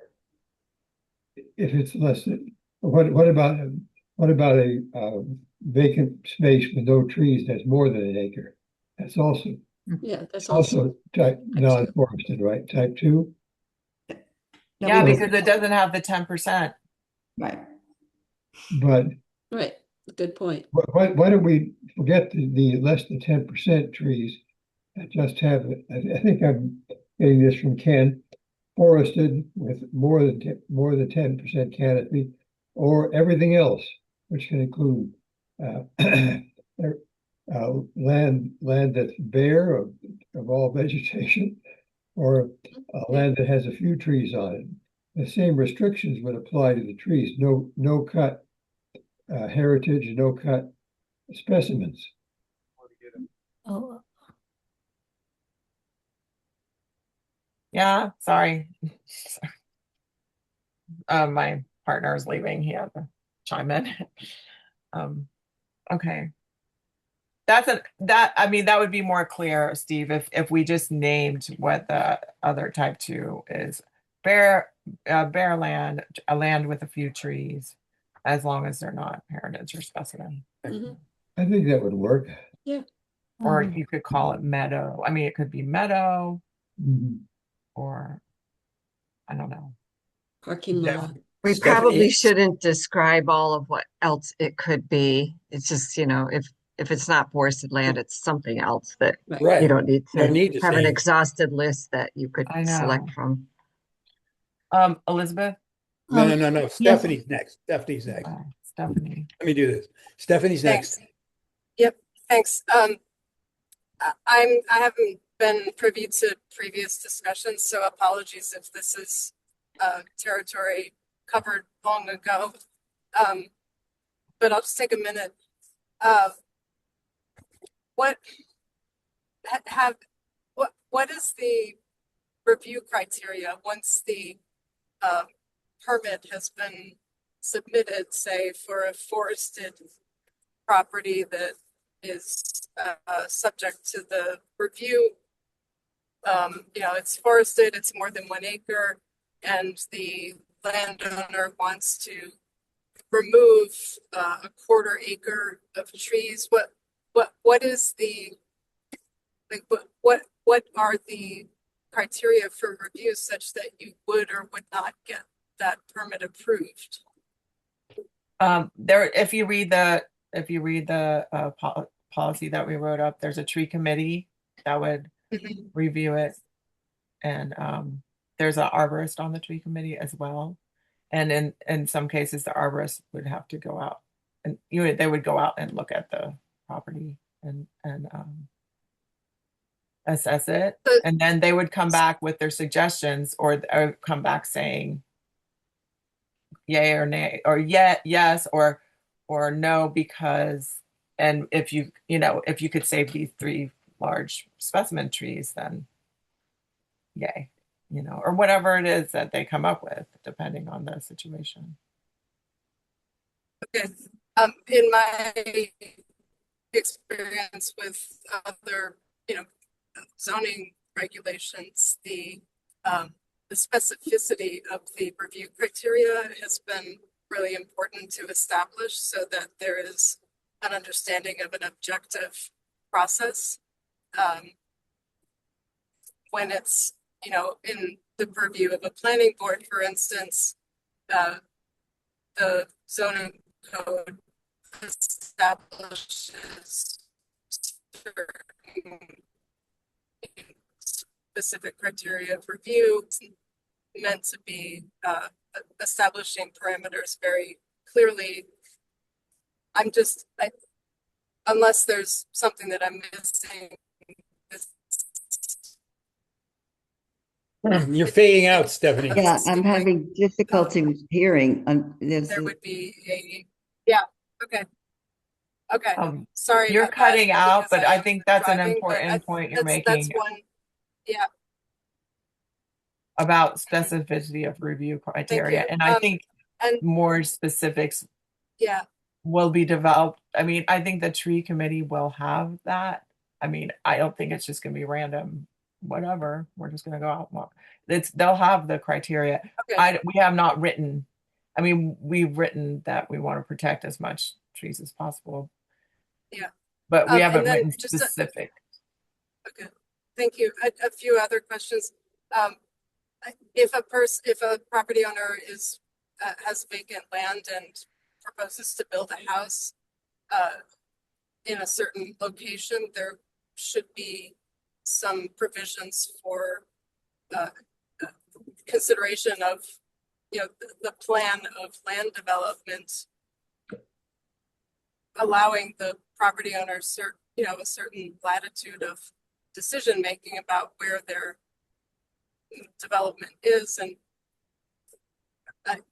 I don't know what the nuances would be, but that I don't think that a tree ordinance can constrain development excessively, and that's going to be something that the tree committee will have to navigate in the relationship of this resolution draft to what I would expect it would become, which is zoning code language. And so I'll just stop there because I am newly kind of appreciating the content that's been developed here, and ask if there could be an opportunity for the town board as the adopting entity to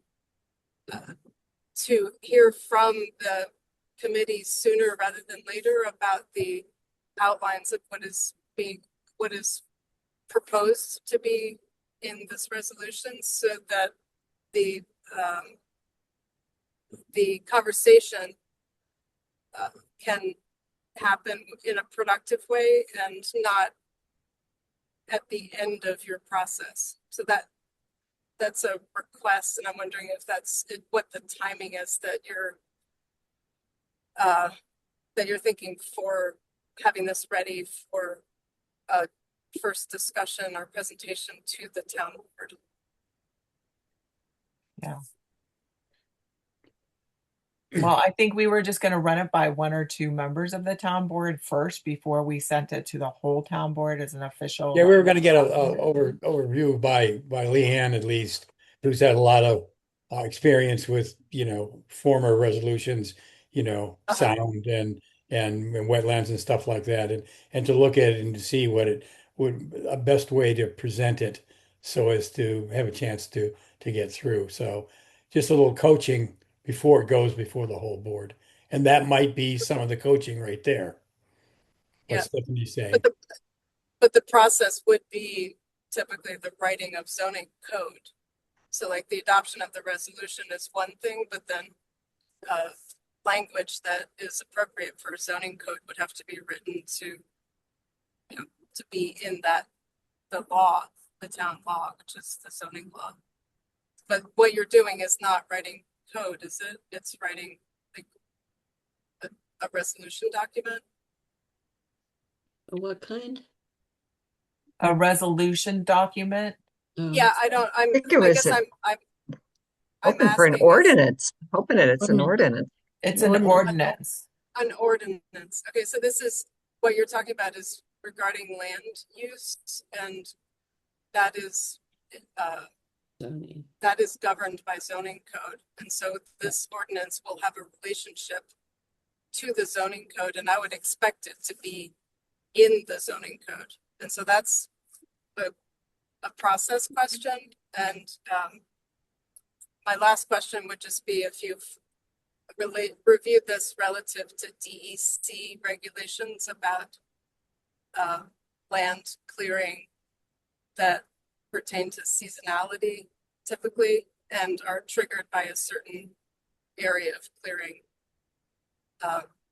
And I'll stop there, and I apologize for a sort of a brain dump on as a fresh read on this, but I'll stop there. I appreciate your responses, or we can pick this up another time. Yeah. Elizabeth? Yes, well, I, for one, like the distinction between wooded and non-wooded, because it seems to me that the original impetus or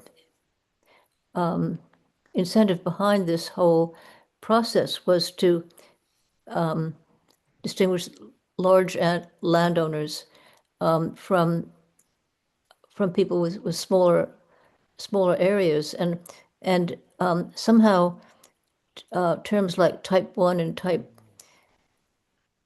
2, I mean, this is sort of irrational on my part, I guess, but it evokes kind of overly bureaucratic language like a type 1 act, a type 1 action, a type 2 action requiring a SECRA review. I mean, I think we should try to keep it as simple as possible without and maintain the clarity and specificity without.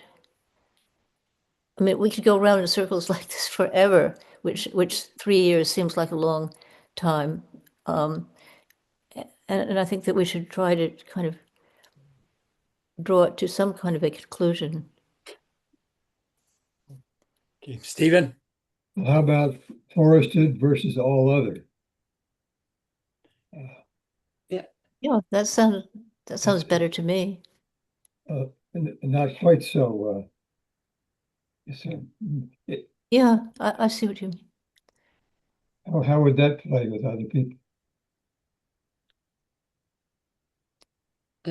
To me, that works. That's what I was saying, is that forested good. land is good. And All it's identified as more than 1 acre and 10% canopy and, heritage specimen, 18-inch, all of that plays a role.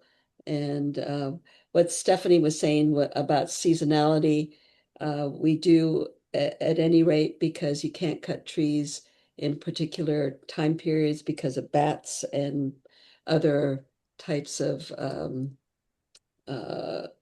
what's the word for it? Approved, no, not approved. Anyway, endangered species. So we do have that in the language already, that we can't cut trees during those periods. So we just need to identify what lands developers can, when can developers who have more than 1 acre, when can they cut the trees down, and how much can they cut down before they trigger some sort of application and/or fee.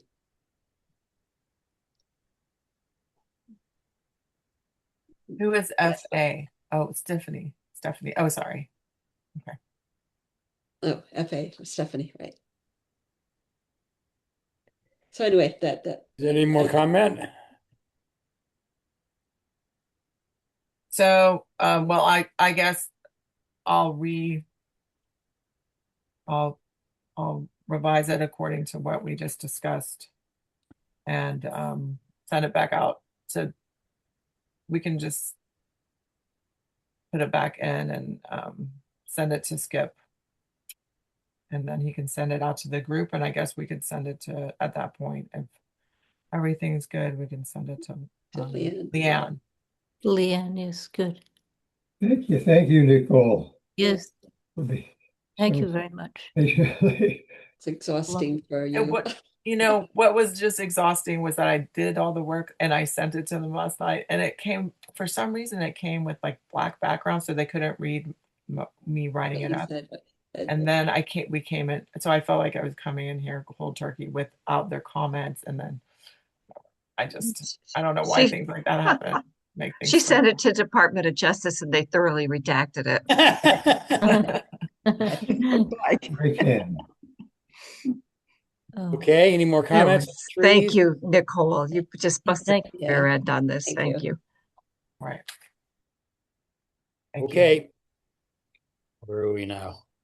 Oh, yeah, town liaison. Yeah. I'll say a couple of things. Stephanie and I went to a conference at Pace University yesterday to talk about, I'm looking for my document, the Housing Action Council, Land Use Law Center.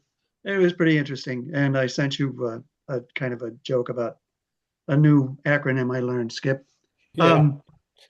The other thing I wanted to talk about, and it's on the agenda that came up, is the drinking water protection plan. Drinking water source protection plan. Source protection plan. Thank you. And I have some information on that. And wherever that is. I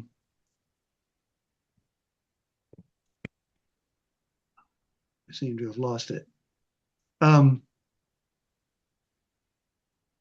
on.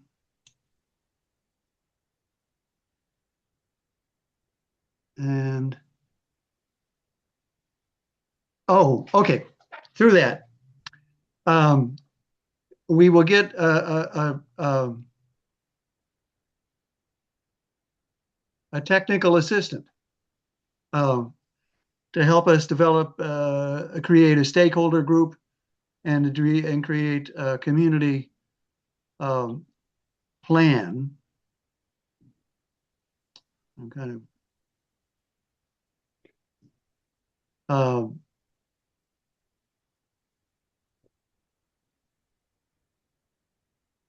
such as, pardon me, guys, to help the community finalize a drinking water source protection assessment. And then we can develop goals and a vision statement and a protection plan for it. So the first thing we have to do, though, is to, here we go. It's a statewide program co-led by DEC. I was just called to it, so you guys may have already know this, to assist municipalities in protecting their drinking water sources. Communities apparently have been accepted into it and will be provided free technical assistance to develop our own unique drinking water source protection plan. Help us do mapping leading to actionable steps the municipality can take to protect drinking water sources now and into the future. So one of the things we need to do is set up a committee, a working group. I volunteered to be on it from the town board. And to identify, again, stakeholders and identify what our protection plan needs to be. So I don't know, Skip, do you have any more to add to that than I have? Well, it's in conjunction Through- with the village because the village is our source. Bingo. So That's that right. I didn't read this, but I would assume that that working group would be populated by the village people too. Exactly. And I think, in fact, they might have the lead in, Right. in the group as the guys being responsible for the source of our drinking water. But anyway, there's more to follow on that. I was just reading through a document that Kathleen had provided me on the application for it. Okay. So, so there are questions. Right. Linda, do you have a question? Yeah, is there any overlap between this project and what I'll be doing with Evelyn? You know, I was thinking there might be as I So was yeah, reading I'd be that. glad to get on board with that because it seems like there's going to be overlap. Yeah, And I can at And- least ask her when I speak with her about that. Yeah. yeah. We might be able to use Evelyn as assistance in it. Yeah. So similarly, I was thinking the same thing, and that we have other sources of, I guess I imagine that we have to identify where the sources are. You just mentioned village, but we have others. Well, And no, you have to understand about this. This oh, is only current. active sources. It does not include possible sources. In other words, high, no, I visibility, was, oh, sorry. or it's not for things like the aquifer under No, Winston Farms, not that. no. It's Yeah, only no, I was, active use of sources of drinking water that the town and village use right now. Yeah, but we do have sources reservoir. other than Blue Okay, Mountain. just that was a disappointment because when it first was out, everyone Oh, thought, I oh see. wow, this will get to, give us some information about that. But it doesn't. It's only the Right.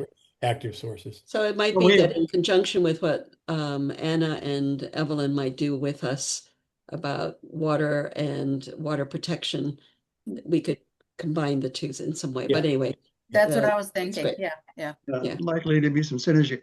But we do have water sources other than the village, Mhm. what the village provides us.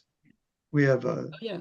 from Glasgow and, as you know, and Malden and, yeah.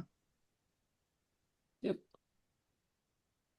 Okay. So there's more to come on that. I want to throw up another thing that I attended a workshop, and it was actually as Catskill Mountain Keeper, but it was a community, and this is kind of weird because this is happening at a time when we're also looking at housing and the need for more housing and solving the housing crisis. And this kind of sounds like it's going the other way, but it's not, because these people are talking about conservation and housing. But the workshop I attended was to talk about the Community Preservation Act, which was approved in 2007. And in 2019, through a home rule request, Ulster County joined the act. And so as I'm asking, has your committee talked about this before, Skip? Or are you guys familiar with this? Not we talked about community preservation funds, but that seems like that's a different thing. No, it probably isn't. Here's how this works. A community, in this case, it would be Saugerties, has to opt in. We have to have first you would have a look at this and see if the whole point of this is to identify tracts of land that you want to preserve, that are valuable to the community, and make it the kind of community we want it to be. And I know in our comprehensive plan we have an open spaces discussion. So communities would identify areas that they want to preserve. Then they could hold hearings on the community preservation project plan. And then you have to have a referendum for the community. You just have a referendum for the We community. did talk about this. It was not something that you would join with other communities. You have your own plan. That's right. Yes. And it was extremely involved. And I sent information around it. Marlboro's done it. I sent a whole package around about that. Yeah, It's Gardner's a done it. very, very involved thing. And you collect funds as a certain amount of tax on sales over a certain amount of money. That That's gets right. put in a fund that gets allocated toward buying preserved land. But you also have to identify those preserved lands for them to be able to be bought by that fund. It probably takes a dozen people 3 years to do it. It's a very, very involved thing. So you'd have to have a very, very committed group of people to see it through. Yeah, you probably have to start another committee, a commission. Well, for sure, without a Yeah. doubt, without a doubt. I just wondered if you talked about that. Yeah, Okay. we had talked about it. I brought information up. I sent information to everybody, and it seemed, and actually Stephanie had talked about it too. But it's really a large thing. It's really a large thing, and it's for stuff way down the line. I mean, people thought about it. Wow, if we had this in place, we could have bought Winston Farm, but, Well, it no, isn't just not really buying. because of so many limitations on it. Yeah, And and it isn't just buying the property too, but no, in some cases you buy the rights for development yes, and then have a conservation it's a easement. great plan if you've got a bunch of dedicated people that have, really want to go after that. So if you want me to Okay. send it to you again, I can send you the information from. No, that's okay. I Okay. just wanted to bring it up. Yep. No, no, it was brought up, I don't know, last year before. Okay. Other than that, there's Bess going on. And Kathleen, you're muted, Kathleen. You're muted, Kathleen. Got it. Yeah. Okay, I just wanted to alert you. I don't know if anybody's heard about this, but there's a state septic system replacement fund, and it provides grants for eligible septic system projects, including the replacement of a cesspool with a septic system or the installation, replacement, or upgrade of a septic system or septic system components, or installation of an enhanced septic system, including an advanced nitrogen removal system. And Ulster County has been identified as a county that would be eligible for these grants. They provide 50% of eligible costs for a septic system projects, or 75% of eligible costs up to $25,000 for enhanced septic system projects. Wow. Apparently you apply through the county. You contact Dennis Doyle. They are in charge, I guess, of awarding the money in the county. And because we are eligible because of the Hudson Rivers classification and the Esopus Creek. So I was just thinking, actually the county is supposed to do outreach on this, but I was thinking it might be a good thing to put on the Climate Smart website. On the Saugerties Climate Smart website, because people should take advantage of this if they're on these waterways that are eligible. And That's big. I'm thinking of all the houses along the Esopus. Right. Need that. So I think it would encourage people to do that if they know that they could get some funding, money to help pay for that. And I'm looking at the list of, there are a lot of smaller streams that are identified in Ulster County. I don't know where they are, but it says the Esopus Creek upper and minor tributaries. Yeah. And the Hudson River, of course, because it's drinking water for some communities. That's So called the Septic System Improvement Program. Is that what you it's call it? called the State Septic System Replacement Fund. State. Okay. And it's through the county. They would have to contact Dennis Doyle. Yeah. Got it. So they say that you can replace a cesspool with a septic system, or install, replace, and upgrade a septic system, or do an enhanced treatment technologies, including advanced nitrogen removal systems. And they pay for the design, the cost of the system components, enhanced treatment technologies, and design costs. Excellent. Kathleen, can you send that around? Can you send that around? Do you have that vision digitally? Well, I can send it by email. Yes, that's what I'm saying. Okay. To That would be perfect. everyone. Does everyone want to get it? Yeah, I do. Okay. I can think of mobile home parks.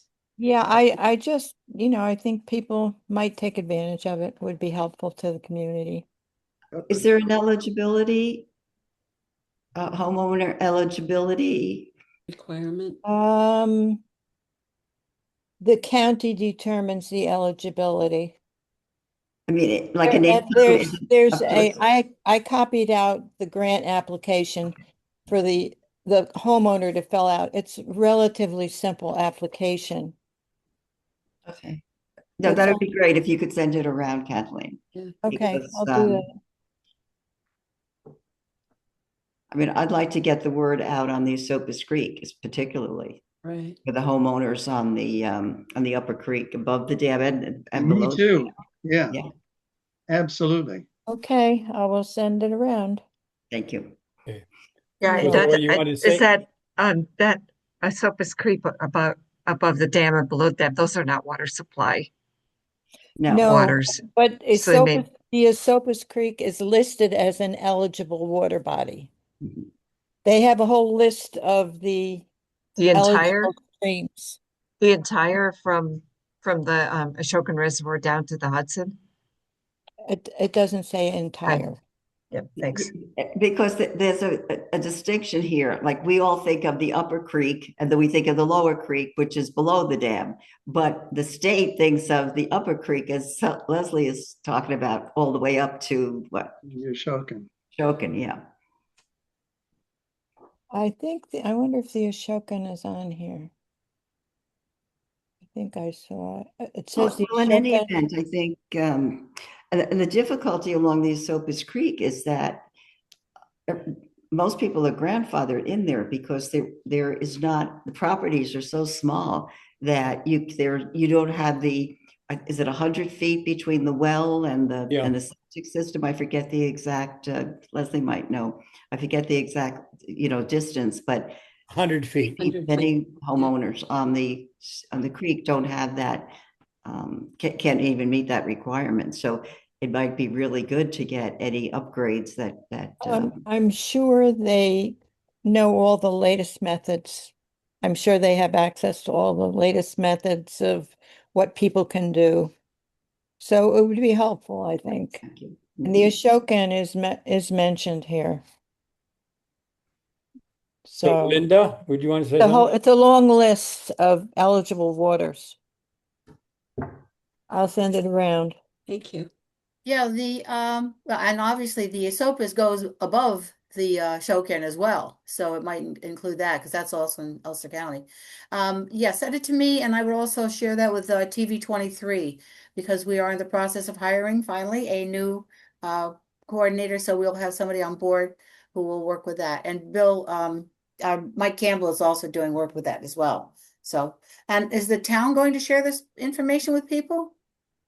Well, they say that the county is going to write a letter to everyone that's eligible. Oh, good. But That would be awesome. Yeah. But the good thing about this is a rolling. Yep, rolling grant. It's doesn't have a deadline. You can Good. probably apply until the money runs out. Right. Good. So, but I was thinking if people saw it on the website, that would give them a heads up more or less, and they could even contact the county themselves. Yeah. And get Very in the door. Good. Okay.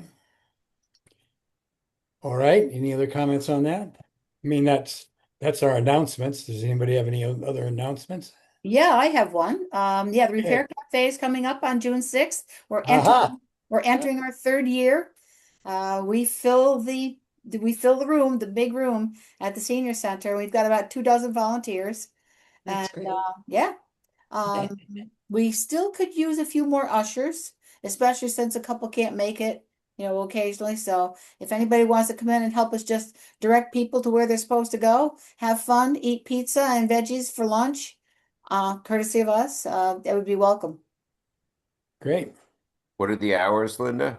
We're open 10 to 2. Volunteers show up at 9 to reset the room, move tables and chairs. And then the fixers are in place from 10 to 2. And whatever you got, we could probably fix it. Or tell you where it can be fixed if we can't. Okay. Any other announcements? No? Okay. All right, good meeting. Okay. So I will find out how to, well, maybe Bill can help about how to approach the town board with the CCAP. The proper method is, anything else has to be submitted with it. So if you could find that out, that'd be great. Yeah, But I'd like that, the template for I think, who was there's a template for the resolution? yeah, she did mention that. Yeah, okay. So we'll figure out how to do that and we'll get that in. See what the score is. Thank Mary for all her wonderful work on that. Absolutely. Really appreciate it. And unless there's any other comments, wish you a fond weekend. Have a good Memorial Day weekend. Yeah. You Thanks, all. everybody. Thanks, Bye-bye. Bye-bye. Take care. Bye, So long, everybody. everybody. Thank you, Bye. Skip. Good night. Good night.